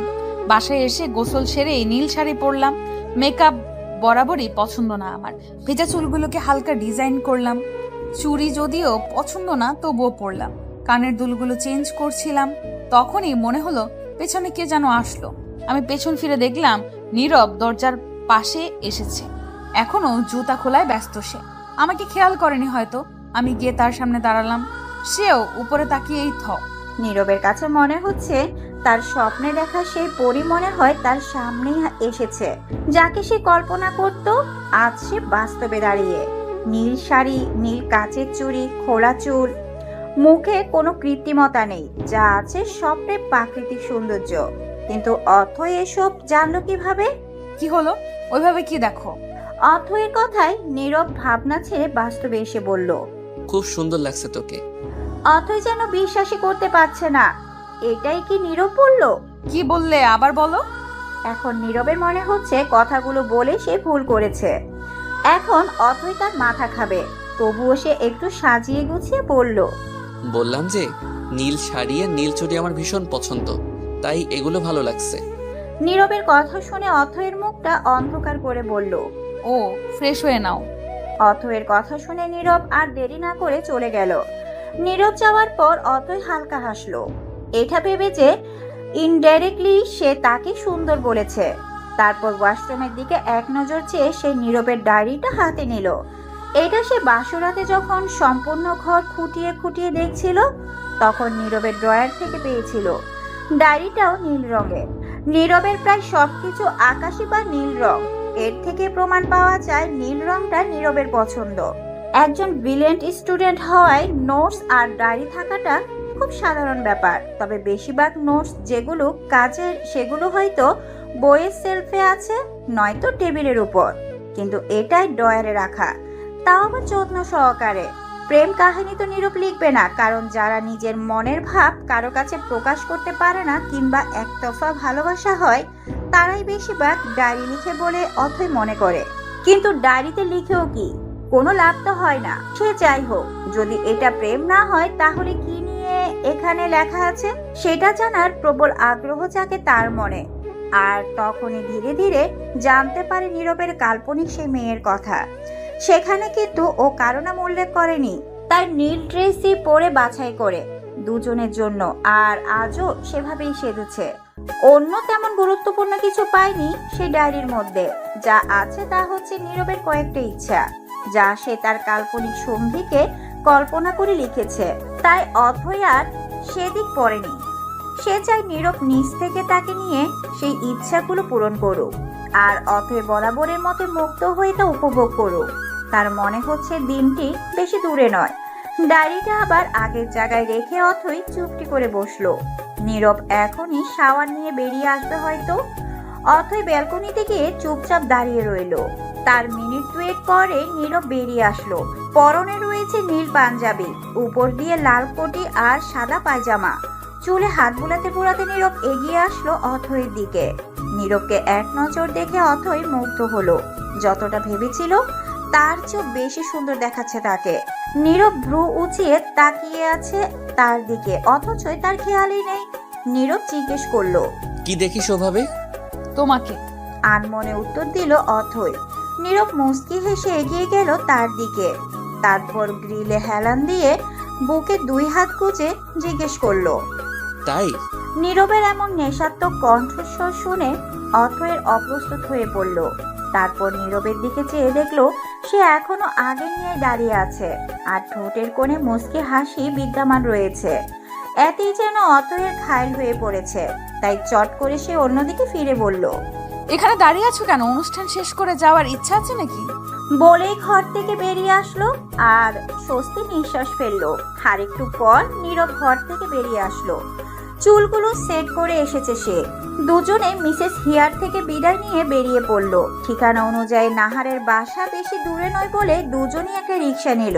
পাশাপাশি দুজনই রিক্সায় বসে আছে, কারোর মুখে কোনো কথা নেই। অথয়ের পিঠ পর্যন্ত ছড়ানো কেশগুলো বারংবার নীরবের মুখ স্পর্শ করছে। এতে নীরবের বিরক্ত লাগছে না, বরং ভালোই লাগছে। শ্যাম্পু আর চুলের ঘ্রাণ যেটাই হোক, নীরবের কাছে ভালো লাগছে। অথয়ের মুখের সামনে বারবার চুল চলে আসায় সেই সরাতে সরাতে বিরক্ত হয়ে গেছে। হয়তো চুল ছেড়ে আসতেই হতো না, এই ধারণা ওর মনে রিপিট হচ্ছে। তখনই তার ঘাড়ে সেই শীতল স্পর্শ অনুভব করে। চট করে বাম দিকে ফিরে দেখে নীরব ওর দুই পাশের চুলগুলো সব পেছনে আনছে। তারপর হাত দিয়ে সবগুলোকে ধরে রেখে মৃদু হেসে অথয়ের উদ্দেশ্যে বলল, আর বিরক্ত করবে না, আমি এটা ধরছি, তুই তোর শাড়ি সামলা। বলে সমান দিকে চোখ রাখলো নীরব। অথই আর আঁচলের দিকে তাকিয়ে দেখলো অনেকটাই পায়ের দিকে চলে গেছে। চুলের দিকে খেয়াল করতে গিয়ে আঁচলের দিকে খেয়ালই করেনি সেও মুচকি হেসে আঁচলটা 2 হাতে চেপে বসলো। এখন মনে হচ্ছে চুল ছেড়ে এসে ভুল করেনি সে। খোলা চুলে না আসলে এই ছোট্ট কেয়ারটা মিস করতো সে। নীরবের এই অল্প কেয়ারে হয়তো বাস্তবে অনেক রূপ ধারণ করবে। পাক্কা 10 মিনিট বাদে নীরবের রিক্সা একটা বাড়ির সামনে থামলো। হরেক রকম ফুল নিয়ে সাজানো হয়েছে গেট, আর 4 তলা বাসাটাতে লাইট ঝোলানো রয়েছে। হয়তো রাতের জন্য। রিক্সা ভাড়া মিটিয়ে সামনের দিকে এগিয়ে গেল তারা। এত মানুষ এখানে থাকারই কথা। সরকারি চাকরিজীবীর বিয়ে বলে কথা। যার টাকা আছে তার আত্মীয় আর লোক দেখানোর ভালোবাসার অভাব নেই। যেমন ভালোবাসা দেখাচ্ছে নাহার। ভিড়ের মাঝে বারবার লোকজনের ধাক্কা খাচ্ছে অথই। তাই না পেরে সে নীরবকে বলল, একা একা এগিয়ে না গিয়ে আমাকে সঙ্গে নিলে কি তোমার ক্ষতি হবে? নীরব ঘাড় ঘুরিয়ে পেছনে তাকিয়ে দেখলো অথই তার দিকে চেয়ে আছে, আর মাঝে মধ্যে মানুষের দিকে বিরক্তকর দৃষ্টি নিক্ষেপ করছে। সে অথইর দিকে এগিয়ে গিয়ে তার হাত ধরে বলল, আস্ত বাচ্চাকে বিয়ে করেছি আমি, পুলিশে না ধরলেই হয়। এই কথা অথই শুনতেই বলে উঠল, বাচ্চাদের মতো কি দেখলে? এত মানুষের মাঝে ধাক্কা খাচ্ছি বলে তোমাকে ডাকলাম, না হলে অজানা জায়গায় হারিয়ে গেলে তোমাকেও খুঁজে পাবো না, বাড়ির রাস্তাও খুঁজে পাবো না। সেটাই তো, বাচ্চাদের কাজ অজানা জায়গায় তারা হারিয়ে যায়। সেই জন্য একটা বড় মানুষ পাশে থাকা দরকার। আর এই মুহূর্তে সে বড় মানুষটা আমি। কিন্তু আমি আমার চেয়ে তুই ছোট, এটাই শেষ কথা। এবার চুপটি করে এখানে বস। একটা চেয়ার দেখিয়ে বলল নীরব। অথই ওখানে বসে চারদিকে চোখ ঘুরিয়ে সবটা দেখতে লাগলো। সামনে নাহার তার বরের সাথে মহা খুশির সাথে কথা বলছে। নীরবের সাথে কথা বলছিল বলে সে ওদের খেয়ালই করেনি। হঠাৎ তার মাথায় কালকের কথাটা আসতেই সেই চট করে হালকা চিল্লিয়ে বলল, নাহার আপু। নিজের নাম শুনে নাহার চারিদিকে চোখ ঘুরিয়ে দেখলো তার সামনে কিছুটা দূরে অথই রয়েছে, তার পাশে নীরব রয়েছে। অথইকে দেখেই তার চোখ আপনা আপনি ছোট হয়ে গেল। সে তো নীরবকে দাওয়াত করেছিল, তাহলে অথই এখানে কেন? সে কি নীরবের সাথে এসেছে? এই প্রশ্ন ভাবা বাদ দিয়ে সে এখন সকালে বলা অথয়ের কথাটা নিয়ে ভাবছে। সত্যি কি নীরবের কাছে তার আর নাহারের বলা কল রেকর্ডিংস আছে? থাকলে তো ভারী চিন্তার বিষয়। ভেবেই নাহারের চোখ মুখে চিন্তার ভাঁজ দেখা দিল। যদিও কোনো অশ্লীল কথাবার্তা হয়নি তাদের মাঝে, তবুও যা হয়েছে তাও কি এভাবে সকলের সামনে ফাঁস হয়ে যাবে? তাহলে তো তার ফ্যামিলির সম্মান ধূলিসাৎ হয়ে যাবে। সাথে সে হারাবে সোনার ডিম পাড়া মুরগি, অর্থাৎ যার সাথে তার বিয়ে হচ্ছে। নাহারের এত ভাবনার মাঝে অথই তার সামনে চলে এসেছে। সে খেয়ালই করেনি। অথই এসেই বলল, কি গো আপু, ভুলে গেলে নাকি? তোমাকে 2-3 বার ডাক দিলাম, তুমি শুনলেই না। তোমার সারপ্রাইজ গিফট নিয়ে এসেছি, সেটাই বলতে এলাম। এখন যাই। আচ্ছা। অথই যেতে নিতেই নাহার তাকে থামিয়ে ভয়াত্মক মুখে বলল, তুমি কি সত্যি রেকর্ডিংস নিয়ে এসেছো? নাহারের এহেন কথা শুনে অথয়ের বেশ লাগছে। তারপর সে বলল, সবাই তো তোমার মতো না। যাই হোক, সেটা তো গিফট করার মতো বিষয় না, তাই যা গিফট করা যায় তা নিয়ে এসেছি। আর এই যে মেয়েটা গিফট রিসিভ করছে, কি যেন নাম তার, তাকে দিয়ে এসেছি। আর সারপ্রাইজ তো আমি। আমাকে দেখে অবাক হওনি? নাহারের ভয় কিছুটা হলেও দূর হলো অথয়ের কথা শুনে, কিন্তু অবাক তো সে হয়েছে। কেন অথই এখানে? এই প্রশ্নের উত্তর তো সে জানে না। যেহেতু সামনে থেকেই উত্তর আসছে, তাহলে ক্ষতি কি শুনতে? তাই সে বলল, অনেক হয়েছে, সত্যি করে বলো তো তুমি এখানে কেন? অথই কিছুটা লজ্জাভাব মুখে এনে বলল, জামাই যেখানে থাকবে বউ তো সেখানেই থাকবে, তাই না? এতক্ষণ নাহারের ভ্রু কুঁচকানো থাকলেও মুখে একটা অবাক ভাব এসেছে। আজ যে সে কত অবাক হবে! নাহারের মুখ দিয়ে আপনা আপনি বের হলো, কখন? ধরো 2 দিন হয়েই গেল। বলেই আর না দাঁড়িয়ে সে চলে গেল। নাহার ভেবেছিল তার যাওয়ার পর নীরবের হাসি মুখ সব গায়েব হয়ে যাবে, কিন্তু উল্টো সে বিয়ে করে বসে আছে। সে অতইর দিকে তাকিয়ে দেখলো সে নীরবের কাছে গিয়ে দাঁড়াতে নীরব ওকে কোনো কারণে বকাঝকা করছে, আর অতই হাসছে, অর্থাৎ নীরব ওকে শাসন করছে। এতটা অধিকার বোধ সে নাহারের প্রতিও দেখায়নি। বিষয়টা অজান্তে নাহারের খারাপ লাগলো। এই মুহূর্তে কেন জানি নাহারের এই বিয়ে ছেড়ে ছুড়ে নীরবের কাছে যেতে ইচ্ছে করছে, তবে সেটা সম্ভব না। নাহার দৃষ্টি সরিয়ে তার হবু বরের দিকে তাকালো, তবুও দৃষ্টি বারংবার ওদের দিকেই যাচ্ছে। চেয়েছিল ছ্যাঁকা দিয়ে শান্তিতে বিয়ে করবে, কিন্তু এখন নিজে সে ছ্যাঁকার ব্যথায় অনুভব করছে। এই কিসের এত কথা তোর নাহারের সাথে? হ্যাঁ, বললো একটু কথা বলে আসি, আর মহারানী গিয়ে এতক্ষণ পর আসছে। বলি কি এত কথা বলছিলি? ও আল্লাহ, এত চিল্লাচিল্লির কি আছে? নাহার আপুর সাথে এমনি একটু কথা বলতে গেছিলাম। সে বাদ দাও, কখন বাসায় ফিরে যাবে সেটা বলো। আঙ্কেল তো বাসায় থাকেন না বেশিরভাগ সময়, আন্টি একা আছেন হয়তো, তো আমাদের বিকেলের মধ্যেই ফিরে যাওয়া উচিত। তা তো অবশ্যই, আমাদের বিকালের মধ্যেই ফিরে যেতে হবে, কিন্তু আসলামই তো মাত্র, আমাদের কোনো চেনা পরিচিতও নাই এখানে, কিভাবে সময় কাটাবো? হঠাৎ এসে হঠাৎ গায়েব হয়ে যাওয়া তো মানায় না। পরিচিত নাই, কিন্তু পরিচিত হতে কতক্ষণ? চলো সবকিছু সম্পর্কে পরিচিত হই, এরপর গায়েব হয়ে যাব দুইজন। মন্দ বলিসনি, চল বাসাটা ঘুরে দেখি। বিকেলে আসার কথা থাকলেও নীরব এবং অথৈ সন্ধ্যার একটু আগে বাসায় ফিরেছে। সেখানে তাদের দুজনের মন টিকেনি। একে তো অচেনা পরিবেশ, তার উপর এত অচেনা মানুষ, সব মিলিয়ে অস্বস্তিকর। তাই তারা আবারও রিকশায় করে বাসায় ফেরার সিদ্ধান্ত নেয়। কিন্তু হঠাৎ নীরবের কি হলো কে জানে, রিকশাওয়ালাকে অন্য পথ দিয়ে যেতে বলল। অথৈ জিজ্ঞেস করলে বলল, গেলেই দেখবি কোথায় যাচ্ছি। কিছুক্ষণ পর রিকশা থামলো একটা নদীর পাশের রাস্তায়। ভাড়া মিটিয়ে নীরব অথৈয়ের হাত ধরে নদীর দিকে এগিয়ে গেল। বিকাল তখনও হয়নি, দুপুরের সময় পার হয়নি বলা যায়, তবুও নদীর পাশ বলে একটু পর পর শীতল হাওয়া গায়ে লাগছে। দুই একটা বাদাম বিক্রেতার ফুচকাওয়ালা বসে আছে কাস্টমারের আশায়। ব্যস্ত শহরে সব সময় মানুষের আনাগোনা, বিকেল হলে হয়তো জায়গাটা এখনকার মতো ফাঁকা থাকবে না। এখনই দুই একজনের আসা যাওয়ার বলে দিচ্ছে, কিছুটা একলা সময় কাটানোর আশায় মানুষ এখানে আসে। দালান কোটার ভিড়ে প্রকৃতির খুঁজে আসে।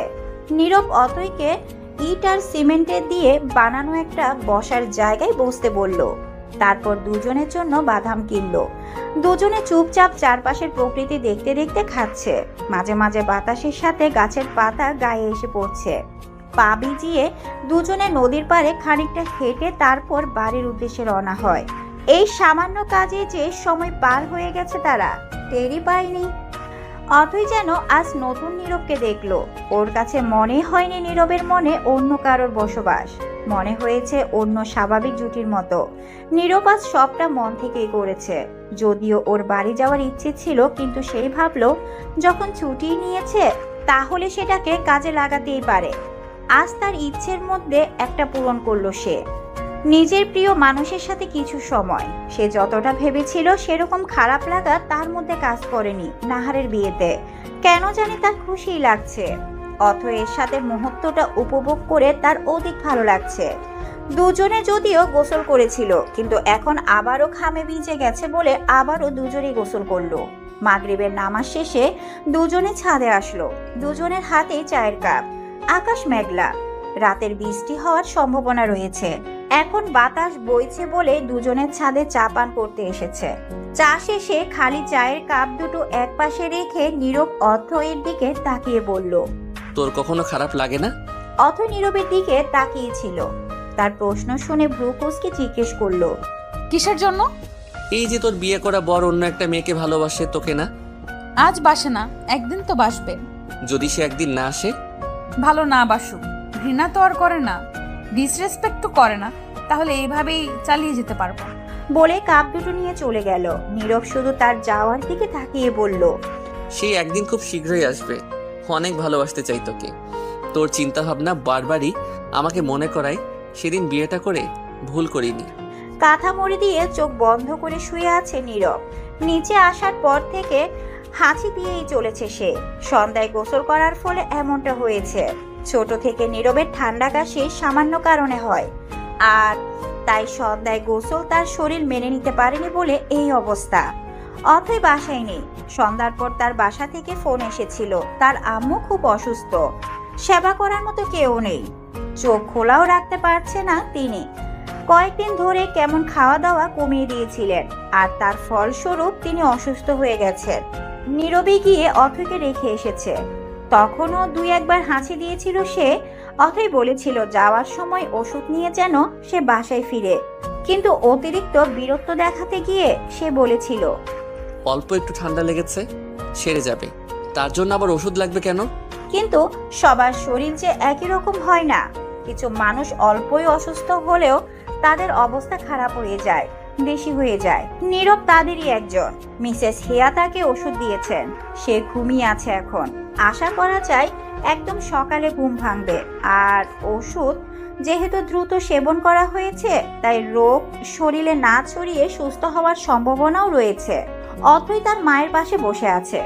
এদিকে মায়ের জন্য খারাপ লাগছে, অন্যদিকে নীরব কি করছে সেই চিন্তাও তার মাথায় রয়েছে। অথই যাওয়ার পর থেকে তার মা একা হয়ে গেছেন। তাকে আর একা একা খেতে ভালো লাগে না, কোনো কাজে মন বসে না। একা বাড়িতে থেকে এই চেনা বাড়িটাও অচেনা মনে হয়। সঙ্গীহীনতার ফলে তিনি অসুস্থ হয়ে গেছেন। এই অবস্থায় অথই তাকে কোনো কথাও বলতে পারছে না। তার খুব ইচ্ছে করছে কিছু কথা শুনিয়ে দিতে। সব সময় শুধু তাকে বলতো, সময়ের কাজ সময়ে করবি, নিজের যত্ন নিবি। আর আজ নিজের শরীরের প্রতি কোনো যত্ন নাই। চোখ বন্ধ করে শুয়ে আছেন তিনি। অফের ফোনটা নিয়ে উঠে আসলো। লাইট নেভাতে গিয়েও নেভালো না। নীরবকে ফোন করলো, তবে আন্টি রিসিভ করলেন। নীরবের অসুস্থতার খবরও দিলেন। অথই জানিয়ে দিল সে 2-1 দিন এখানে থাকবে, কারণ তার আম্মু অনেকটা সুস্থ। তার আব্বু কাল আসবে, তিনি আউট অফ টাউন। কথা বলে ফোন রেখে দিলাম আমি। এইদিকে আম্মু অসুস্থ, ওইদিকে নীরব। আম্মুকে ছেড়ে যেতে পারবো না, আর নীরবের কাছে যাওয়ার কোনো অজুহাতও নেই, তাই চুপচাপ আম্মুর পাশেই শুয়ে পড়লাম। সকালে নীরবের ঘুম ভাঙলো অনেকটা দেরিতে। পাশে কি যেন নেই মনে করতে তার মনে হলো অথই নেই। সে চুপচাপ উঠে হাত মুখ ধুয়ে এসে নাস্তা করে অফিসে চলে গেল। সন্ধ্যায় ফিরতে তার মা দরজা খুলে দিল। সে ভিতরে এসে কাপড় চেঞ্জ করে অথয়কে কোথাও দেখলো না।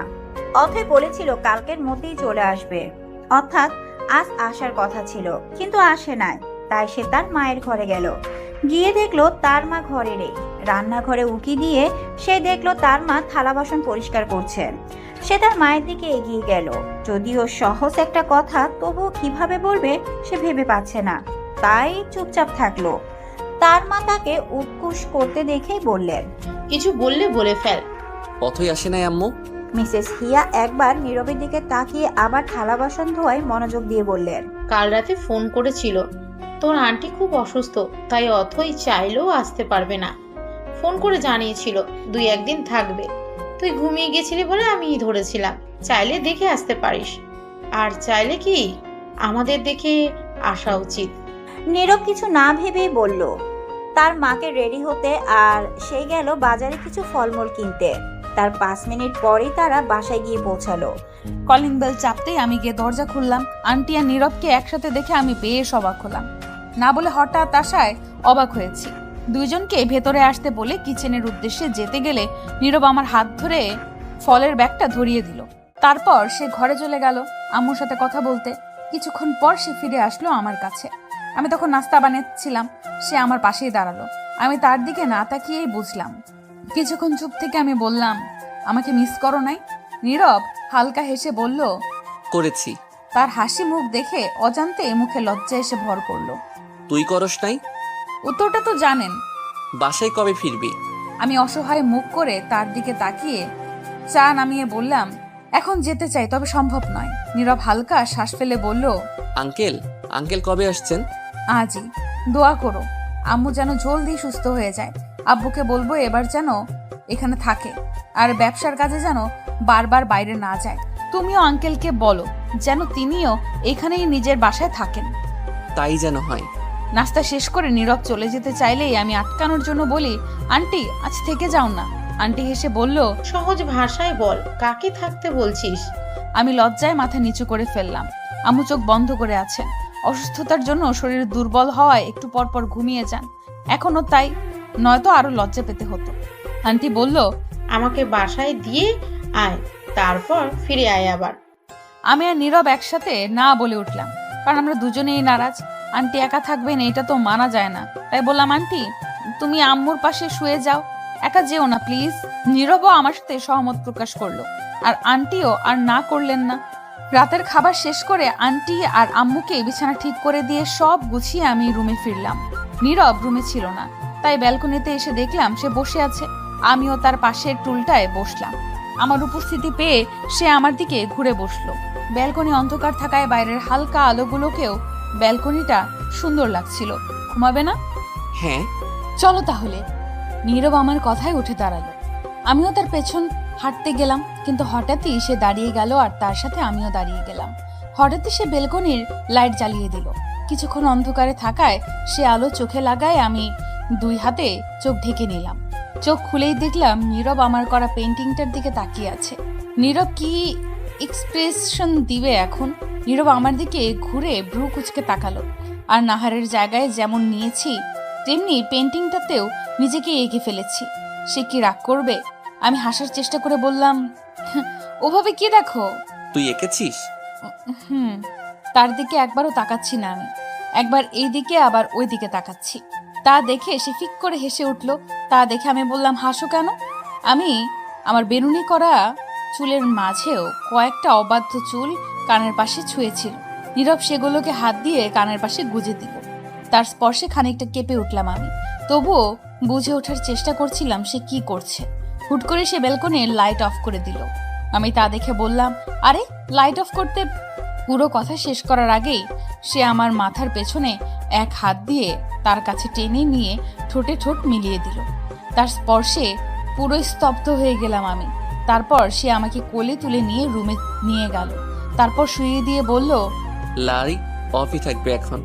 সকালে নীরব আর আন্টি নাস্তা করে বিদায় নিল। আমি সামনে যাইনি একবার। নাস্তা দেওয়ার সময় শুধু ছিলাম। তারপর সারাটা দিন শুধু এই ভাবনাতেই গেল যে নীরব হঠাৎ কাছে কেন আসলো আমার। এমনটা না যে আমি খুশি হইনি, কিন্তু নীরব কি খুশি হয়েছে, নাকি আমার প্রতি অবিচার হচ্ছে ভেবে কাছে এসেছে? শুধু এই কারণেই ভাবাচ্ছে আমাকে। সন্ধ্যায় হঠাৎ নীরব ফোন দিল। এ সময়টাতে সে সাধারণত অফিস থেকে ফেরে। এমনি দিন হলে একবার সম্পূর্ণ রিং হওয়ার আগেই রিসিভ করতাম, তবে এখন একটা দ্বিধা কাজ করছে। এমন ভাবতে গিয়েই প্রথমবার কল কেটে গেল। দ্বিতীয়বারের বেলায় রিসিভ করে কানে ধরতেই ওপাশ থেকে নীরবের কণ্ঠ ভেসে আসলো। তবে স্বাভাবিক কণ্ঠ না, উত্তেজনা বা ভয় পেলে কণ্ঠ যেরকম শোনায় তেমন। তাই ভয় লজ্জাকে একপাশে রেখে আমিও কথা বলা শুরু করলাম। অথই, বলো। I am extremely sorry. মানে আমি সেরকম করতে চাইনি। আমি মানে কিভাবে যে কি হয়েছিল আমার, তো তুই প্লিজ কিছু মনে করিস না। নীরবের কথা শুনে আমার কি বলা বা করা উচিত কিছু বোধগম্য হলো না। অশ্রুকণাও যেন চোখে আসছে না। তুমি ভালোবেসে কাছে আসোনি আমার? অবাক হয়ে বললাম আমি। আমি বললাম তো। অপরাধ বোধের সাথে বলতে গিয়েও পারছে না। তোমাকে আর কিছু বলতে হবে না। নারী দেহ ছোঁয়া সাধনার বিষয়। ভালোবেসে ছুতে হয়। আমার মধ্যে ভালোবাসা ছিল, কিন্তু তোমার মধ্যে? তাহলে কি ধরে নিব? তুমি চাহিদার জন্য হট করে কল কেটে দিলাম আমি। আর কিছু বলতে পারলাম না। ইচ্ছে ছিল জলদি ফিরে যাব, তবে এখন ইচ্ছেটাই শেষ হয়ে গেল। যাকে এতটা বিশ্বাস ভালোবাসা দিয়েছি সে কিনা সেও অন্যদের মতো পাশে আসলো শুধুই নিজের। নীরব উদাসীন মনে তার বেলকনিতে বসে আছে। সে সত্যি এরকম কিছু করতে চায়নি। সেও চেয়েছিল ভালোবেসে অতইকে কাছে টেনে নিতে। তাহলে কেন সে পারল না? সে কি দেহের প্রতি এতই দুর্বল হয়ে গেল যে আর কিছুদিন অপেক্ষা করতে পারল না? তার স্ত্রী থেকে এত বড় অপবাদ পেয়ে সবচেয়ে বেশি কষ্ট হচ্ছে তার। এখন অপরাধবোধ তাকে কুরে কুরে খাচ্ছে। সে কি করবে? ক্ষমা চাইবে? ক্ষমা চাইলেও কি পাওয়া যায়? ক্ষমা হয়তো পাবে, তবে আগের মতো বিশ্বাস ভালোবাসা কি আদৌ পাবে?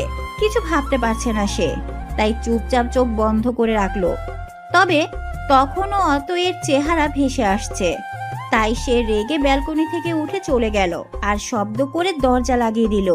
কি করবে এমনিতে মাথায় আসছে না, তার উপর শান্তিতে বসতেও পারছে না। তাই সে আবারও অতইকে কল করলো। চুপচাপ টিভির দিকে চোখ রেখে বসে আছি আমি। পাশে আব্বু বসে কার সাথে যেন কথা বলছে। আম্মু এখন একটু সুস্থ, কিন্তু তবুও তাকে ঘরেই থাকতে বলেছি। দৃষ্টি টিভির দিকে থাকলেও মনোযোগ নেই। হঠাৎ মোবাইলের রিং বেজে উঠল। তাকিয়ে দেখলাম লাভ উঠে আছে, অর্থাৎ নীরবের কল। হঠাৎ কেন ফোন করবে ও? বিরক্ত লাগছে বলে ফোন থেকে চোখ সরিয়ে আবারও টিভির দিকে তাকালাম। তবে পাশে যে আব্বু আছে তা আমার খেয়ালই ছিল না। তিনি নিজের ফোনে কথা শেষ করে আমাকে জিজ্ঞেস করলেন, কে কল করেছি? আমি চুপচাপ বললাম, নীরব ভাইয়া। আমার কথা শুনে আব্বু কিছুক্ষণ আমার দিকে তাকিয়ে রাগান্বিত স্বরে বললেন, কি ধরনের কথা এগুলো অথই? স্বামী হয় সে তোমার, আর ভাই বলছো? কোনো দরকারে ফোন করেছো হয়তো, এখনই ধরো। কেন ধরবো আব্বু? ভালো লাগছে না আমার। ঝগড়া করেছো নাকি? বিয়ের 2 দিন হতে না হতেই ঝগড়া?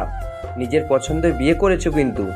বলে রাখা ভালো, সব জায়গার মতো আমার আব্বু এখানে ভিলেনের মতো নীরব ভাইয়ের সাথে বিয়ে দিতে চাইছিলেন না, যদিও সেটার কারণ নীরব ভাইয়ের চাকরি পাওয়া নিয়েছিল। আমি দাঁতে দাঁত চেপে বললাম, কোনো সমস্যা হয়নি আব্বু, এরকম করো কেন? মাথা ব্যথা করছিল বলে ধরতে চাইনি বলে টিভি অফ করে ফোন নিয়ে ঘরে চলে আসলাম। দরজাও লাগিয়ে দিলাম। এখন আচ্ছা মতো ঝগড়া করলেও কেউ টের পাবে না। হ্যালো। অথই, এত সময় লাগে? কিসের সময়? আপনি ফোন দিছেন কেন সেটা আগে বলেন। ফোনও দিতে পারবো না? অবাক হয়ে বলল নীরব। না, পারবেন না। তাহলে ফোন কেটে দিচ্ছি। অভিমানের সুরে বলল নীরব।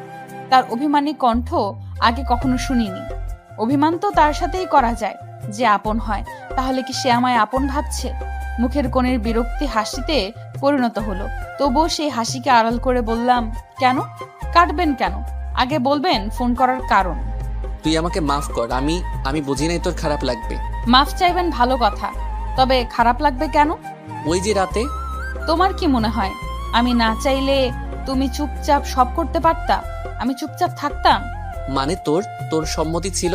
তা নয়তো কি, আনমনেই বললাম আমি। নীরবের নিজেকে থাবড়াইতে মন চাইছে। ওর আগে ভাবা উচিত ছিল কোনো মেয়ের সম্মতি না থাকলে সে কি টু শব্দও করবে না। তবুও তার মনে সন্দেহ দূর হলো একটু। সে আবারও বলল, তাহলে রেগেছিলি কেন? তো তুমি খুব ভালোবাসো আমাকে? তুই কি ফিল করেছিস? আমার বলাতে কি আসে যায়? কিছুটা অপ্রস্তুত হয়ে বললাম আমি। আমি কি রেপিস্ট? বউয়ের কাছে যাব ভালোবেসে চাহিদার জন্য না? নেশাতুর কণ্ঠে বলে ফোন রেখে দিল নীরব। আমি স্তব্ধ হয়ে ফোন কানে নিয়ে বসে রইলাম। কালকে নীরবের বলা কথাটা নিয়ে ঘুমানোর আগ পর্যন্ত ভেবেছি আমি। ফলাফল তেমন পাইনি, শুধু ভাবতে ভালো লেগেছে। আম্মু অনেকটা সুস্থ এখন।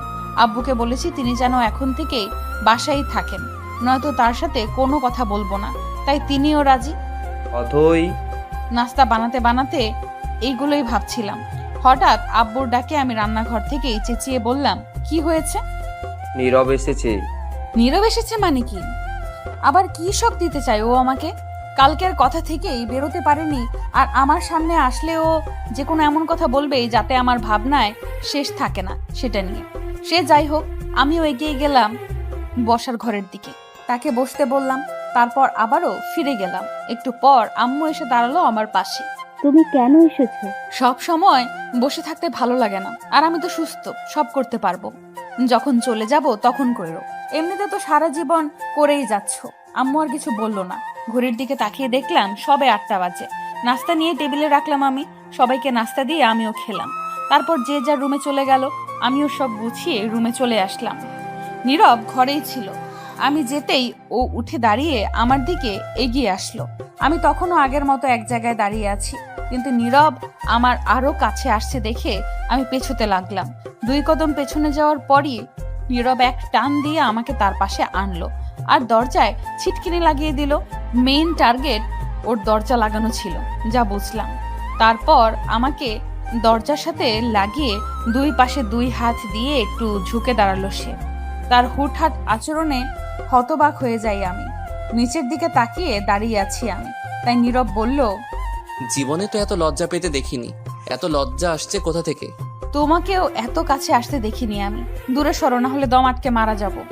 আমি কি অক্সিজেন আটকে দাঁড়িয়ে আছি নাকি যে তোর শ্বাস আটকে যাচ্ছে? তোমার যে বিশাল দেহ, তাতে oxygen, carbon die oxide, nitrogen, hydrogen সব আটকে যাবে। নীরব মুখ বাঁকিয়ে সরে গেল। আমি যেন স্বস্তির নিঃশ্বাস ফেললাম। বললে না তো সকাল সকাল কেন এসেছিলে? এসে তোর খুব ক্ষতি করেছি? সোজা উত্তর দিতে পারো না? তোর থেকেই দেওয়া শিখেছি। আচ্ছা, বলতে হবে না। বলতেছি। বাসায় মন বসছিল না, তাই আম্মুকে বলেছি আমার অফিস জলদি যেতে হবে আজ, তাই জলদি বেরোচ্ছি। আমি হা হয়ে তার কথা শুনলাম। তারপর বললাম, এত মিথ্যা কবে থেকে বলতে শিখলে? একটু একটু মিথ্যা বলতে হয়। যাও সরো, তোমার অফিস নেই? নীরব ঘড়ির দিকে এক নজর চেয়ে বলল, হ্যাঁ অবশ্যই আছে। তোর জন্য দেখি আমার অফিস ও টাইম মতো যাওয়া হবে না। আমি ব্রু কুচকে বললাম, আমি ধরে রেখেছি নাকি? মানা করছি আমি, ধর। বলেই দুই দিকে হাত প্রসারিত করলো নীরব, মানে যাকে বলে শাহরুখ খান পোজ আর কি। তার কথা শুনে আমি উল্টো দিকে ঘুরে বিড়বিড় করে বললাম, এর সাথে কথা বললেই লজ্জা পেতে হবে। নীরব ততক্ষণে আমার পেছনে এসে টাইট করে জড়িয়ে ধরে টুপ করে ডান গালে একটা চুমু খেয়ে চলে যেতে যেতে বলল, সন্ধ্যায় নিতে আসবো, রেডি থাকিস। আমি শুধু কান দিয়ে শুনলাম, কিন্তু বলতে পারলাম না কিছুই। অথচ তাকে বলা উচিত ছিল সাবধানে যেও, আমি রেডি থাকবো, কিন্তু কিছুই বলতে পারলাম না। খাম্বার মতো কিছুক্ষণ দাঁড়িয়ে থাকার পর রুম থেকে বেরিয়ে এলাম আমি। ততক্ষণে নীরব বেরিয়ে চলে যাওয়ার 2-4 মিনিট পার হয়েছে। দরজাটা লাগিয়ে রুমে আসলাম আমি। সন্ধ্যায় নীরব নিতে আসলে আব্বু আম্মুর কাছ থেকে বিদায় নিয়ে বেরিয়ে আসলাম আমরা। সন্ধ্যা হওয়ায় আকাশের আলো নিতে শুরু করলেও কৃত্রিক আলোয় শহর ঝলমল করছে। কখনো কোনো ল্যাম্পপোস্ট, কোনো দোকান কিংবা কোনো গলির আলো, এইভাবেই শত আলোয় শহর আলোকিত। বাড়িতে এসেই ফ্রেশ হয়ে নিল নীরব। আমিও আন্টির খোঁজ খবর নিয়ে রুমে আসলাম। তার একটু পর নীরব আসলো। এই সময়টা আমার কোনো কাজ থাকে না বলেই ফোন স্ক্রল করি, আজও সেটাই। তবে আমার মনে হচ্ছে নীরব এই দিকেই তাকিয়ে আছে, কিন্তু একটু আগে সেও ফোন নিয়ে বসলো। তাহলে কি আমার মনের ভুল? যাই হোক, সেই সব পাত্তা না দিয়ে আমি আমার ফ্রেন্ডদের সাথে কথা বলতে থাকলাম। পড়াশোনার প্রতি কানেক্টেড না থাকলেও আমি তার সাথে কানেক্টেড। হঠাৎই বাইরে কে যেন কলিং বেল চাপ দিল। তা শুনে দুজনেই নিজেদের মুখ চাওয়াচাওয়ি করতে থাকলাম। কিছুক্ষণ পর আমি নীরবকে বললাম দরজা খুলে দিতে। সে দরজা খুলে ফিরে এলো ঠিকই, তবে চোখে মুখে বিরক্তির ছাপ। তাই বললাম, কে এসেছে? পাশের বাসার আন্টি। থমথমে মুখে বলল নীরব। তাতে তোমার এমন অবস্থা কেন? সীমা আন্টি এসেছে। আর কিছু শোনা লাগবে তোর? ওনার কাজই তো হচ্ছে কখনকার ছেলে মেয়ে কি করলো তার তদারকি করা। না জানি আজ কি নিউজ নিয়ে হাজির হয়েছেন। আমি কিছু না বলে চুপচাপ রইলাম। আমারও মেজাজ তুঙ্গে। যাই হোক, একটু পর আন্টি হাসতে হাসতে আমাদের রুমে আসলো। তা দেখে আমরা দুজনেই নড়ে চড়ে ঠিকঠাক হয়ে বসলাম। নীরব জিজ্ঞেস করলো, হাসছো কেন? আজ সীমা আন্টি কুটনামির বদলে কোনো কৌতুক বলেছে নাকি? আন্টি হাসি থামিয়ে বলল, আমার কাছে তোদের দুজনের অভিযোগ নিয়ে এসেছিল। তুই নাকি সন্ধ্যাবেলায় মেয়ে নিয়ে ঘুরছিস, সেদিনও ঘুরছিলি, তোদের মধ্যে নাকি কিছু চলে। যখন অতইকে নীরব রাখতে গিয়েছিল। তুমি কি বললে তারপর? আগ্রহের সাথে বলল নীরব। তারপর আর কি বললাম, জামাই বউ তো একসাথেই ঘুরবে, এটাই স্বাভাবিক। এটা শুনে যেন ওনার মাথায় আকাশ ভেঙে পড়লো। উনি জিজ্ঞেস করলেন, তোদের বিয়ে কখন কিভাবে হলো? আমি বললাম, ঘরোয়া ভাবে হয়েছে, তাই বেশি মানুষ জানে না। আন্টির কথা শেষ হতেই আমি আর নীরবও হাসতে লাগলাম। নীরব হাসতে হাসতে বলল, তোমাকে আর কষ্ট করে আমাদের বিয়ের কথা কাউকে জানাতে হবে না। দেখবা কাল আমাদের বাসায় প্রেসও এসে হাজির হবে। বলে আবারও হাসতে থাকলো নীরব। তারপর রাত হতেই আমরা শুয়ে পড়লাম। তবে আজ নীরব পেছন থেকে জড়িয়ে ধরে শুয়েছে আমাকে। তার এই হঠাৎ পরিবর্তনগুলো চোখে পড়ার মতো। তবে ভালোই লাগে, কিছু অভ্যাস কিছু স্মৃতি থাকুক না, সাথে আমিও থাকি, এটাই তো চাই। দুজন মানব জোড়া শামুকের মতো লেগে আছি, কিন্তু কারোর মুখে কোনো কথা নেই। কোনোভাবেই অস্তিত্ব গ্রহণ করি। এইভাবেই কিছু মাস অতিবাহিত হলো। নীরবের স্বভাব আগের তুলনায় অনেক পরিবর্তন হয়েছে। এখনো অনেক কেয়ার করে আমার। সব কিছুতেই তার পারমিশন নেওয়া লাগবে। ও নিজে চেষ্টা করেছে বলেই পরিবর্তিত হতে পেরেছে। আজকে ছুটির দিন বলে আমরা ঘুরতে যাওয়ার সিদ্ধান্ত নিলাম। নীরব আর আমি বিকেলের দিকে বের হলাম। আধা ঘন্টা হাঁটাহাঁটির পর আমরা একটা নির্জন জায়গায় এসে পৌঁছলাম। সেইখানেই আমরা বসলাম কিছুক্ষণ। নীরবের কাঁধে মাথা দিয়ে বসে আছি আমি। দূরে একটা বাড়ি থেকে একটা মেয়ে বিষণ্ণ মনে বের হলো। তাকে অনেক চেনা চেনা মনে হলো। একটু পরেই বুঝতে পারলাম ওটা নাহার আপু। তবে চোখে মুখে কেমন যেন ভাব। বাড়িটা ওই তাদেরই। সেদিন বিয়ে বাড়ির সাজ ছিল আর আজ সাধারণ, তাই চিনতে পারিনি। আমি নীরবকে দেখলাম, সেও প্রথমে চিনতে পারেনি। আমরা এগিয়ে গেলাম সেদিকে। যদিও নীরব যেতে চাইছিল না, তবুও আমি নিয়ে এলাম, কারণ তার এই অবস্থা কেন হলো তা জানার অনেক আগ্রহ জাগলো আমার মনে। আমাদের হঠাৎ এখানে দেখে নাহার আপু অনেক অবাক হলো। সে কিছু বলার আগেই আমি বললাম, কেমন আছো? যেমন করে রেখেছো সে অবস্থায় ভালো থাকার আশা করো কিভাবে? তার কথা শুনে ভীষণ অবাক হলাম আমি। কিছু বুঝলামও না, তাই নীরবের দিকে চেয়ে দেখলাম সেও আমার দিকে না বোঝার ভঙ্গিতেই তাকিয়ে আছে। আমি বললাম, আমি রেখেছি মানে? কেমন অবস্থায়? আর আমার সাথে কি সম্পর্ক? বাহ, এখন ভালো সাজা হচ্ছে তাই না? তোমার বলাতেই তো আমি নীরবকে ছেড়ে দিয়েছিলাম। শুধু তোমার কথা ইমোশনাল হয়ে আজ আমার এই অবস্থা। আমার স্বামীও আমাকে ডিভোর্স দিয়ে দিচ্ছে, আজ নীরব আমার সাথে থাকলে আমরা কতই না সুখী হতাম, কিন্তু তোমার কথা ভেবে আমি সবটা বিসর্জন দিয়ে দিয়েছি। আমি অবিশ্বাসের চোখে নাহার আপুর দিকে তাকিয়ে আছি। আমি এরকম কিছুই করিনি। আমি নীরবের দিকে তাকিয়ে দেখলাম সেও অবিশ্বাসের চোখেই নাহার আপুর দিকে তাকিয়ে আছে। আমার মন বলছে সে এসব বিশ্বাস করবে না, তবে কোথাও না কোথাও মনে হচ্ছে যদিও বিশ্বাস করে ফেলে, নাহার আপু সবটাই এমন ভাবে বলেছে যেন সবটা সত্যি, কিন্তু কিছুই সত্যি না। নীরব বলল, এসব কি বলছো নাহার? আমি ঠিকই বলছি নীরব। বলেই সে এগিয়ে গিয়ে নীরবকে জড়িয়ে ধরলো। আমার বুকে ধকধক করে উঠলো। নীরব শুধু আমার, আর তার এই বুকেও শুধু আমারই স্থান। সেখানে নাহার আপু কিভাবে? নীরব ওকে সরাচ্ছে না কেন? ও কি বিশ্বাস করে ফেললো নাহার আপুর সবটা? টের পেলাম চোখের কোণে জল এসে ভিড় করেছে। আমি বললাম, চলো না আমরা বাসায় ফিরি। নাহার আপু মিথ্যা বলছে। নাহার আপু নীরবের বুক থেকে সরে এসে আমার দিকে এগিয়ে মারার জন্য হাত উঠাতেই কে যেন তার হাত ধরে ফেললো। আমি তাকিয়ে দেখলাম একজন অচেনা মানুষ। সে নাহার আপুর হাতটা ঝটকা মেরে সরিয়ে দিয়ে বলল, আর কত সংসার ভাঙবে তুমি? তার কথায় নাহার আপু দ্বিতীয় কোনো প্রশ্ন উত্তর করলো না। ততক্ষণে নীরবও আমার কাছে এসে দাঁড়িয়েছে। সে আমার মাথাটা তার বুকে চেপে ধরে এক হাতে আমাকে জড়িয়ে ধরলো। তারপর আমার উদ্দেশ্যে বলল, চলো বাসায় ফিরে যাই। আমরা অগ্রসর হতেই পিছন থেকে সেই ব্যক্তিটি বলে উঠলেন, সত্যটা শুনবেন না? আমি আর নীরব থেমে পেছন ফিরে ব্যক্তিটির দিকে তাকালাম। আমরা পরস্পরের মুখ চাওয়াচাওয়ি করছি।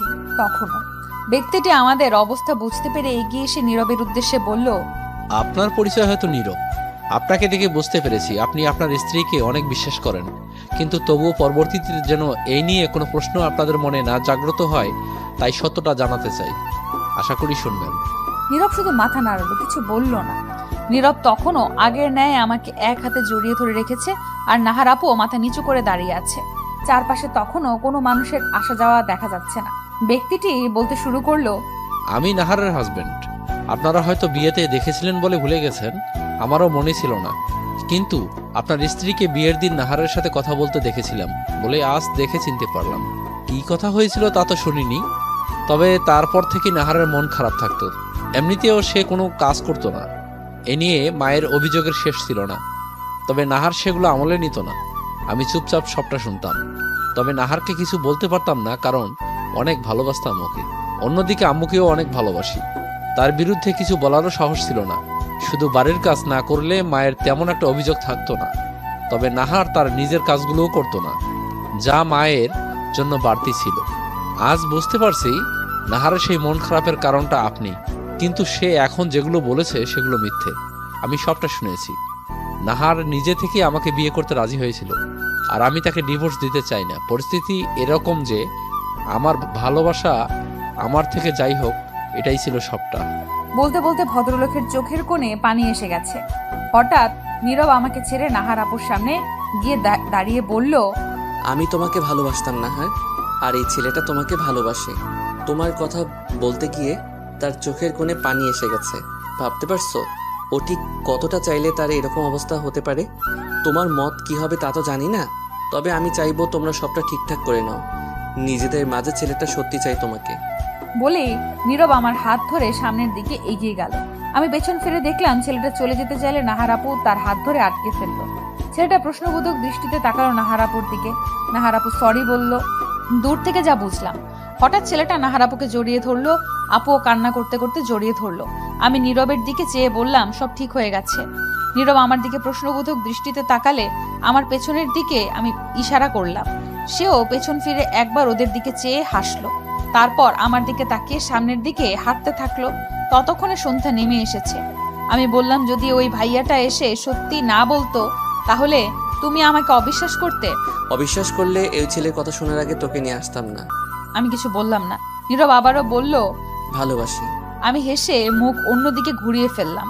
এতদিনে এসে কথাটা শুনলাম। আমার উত্তর, আমিও। আমিও কি?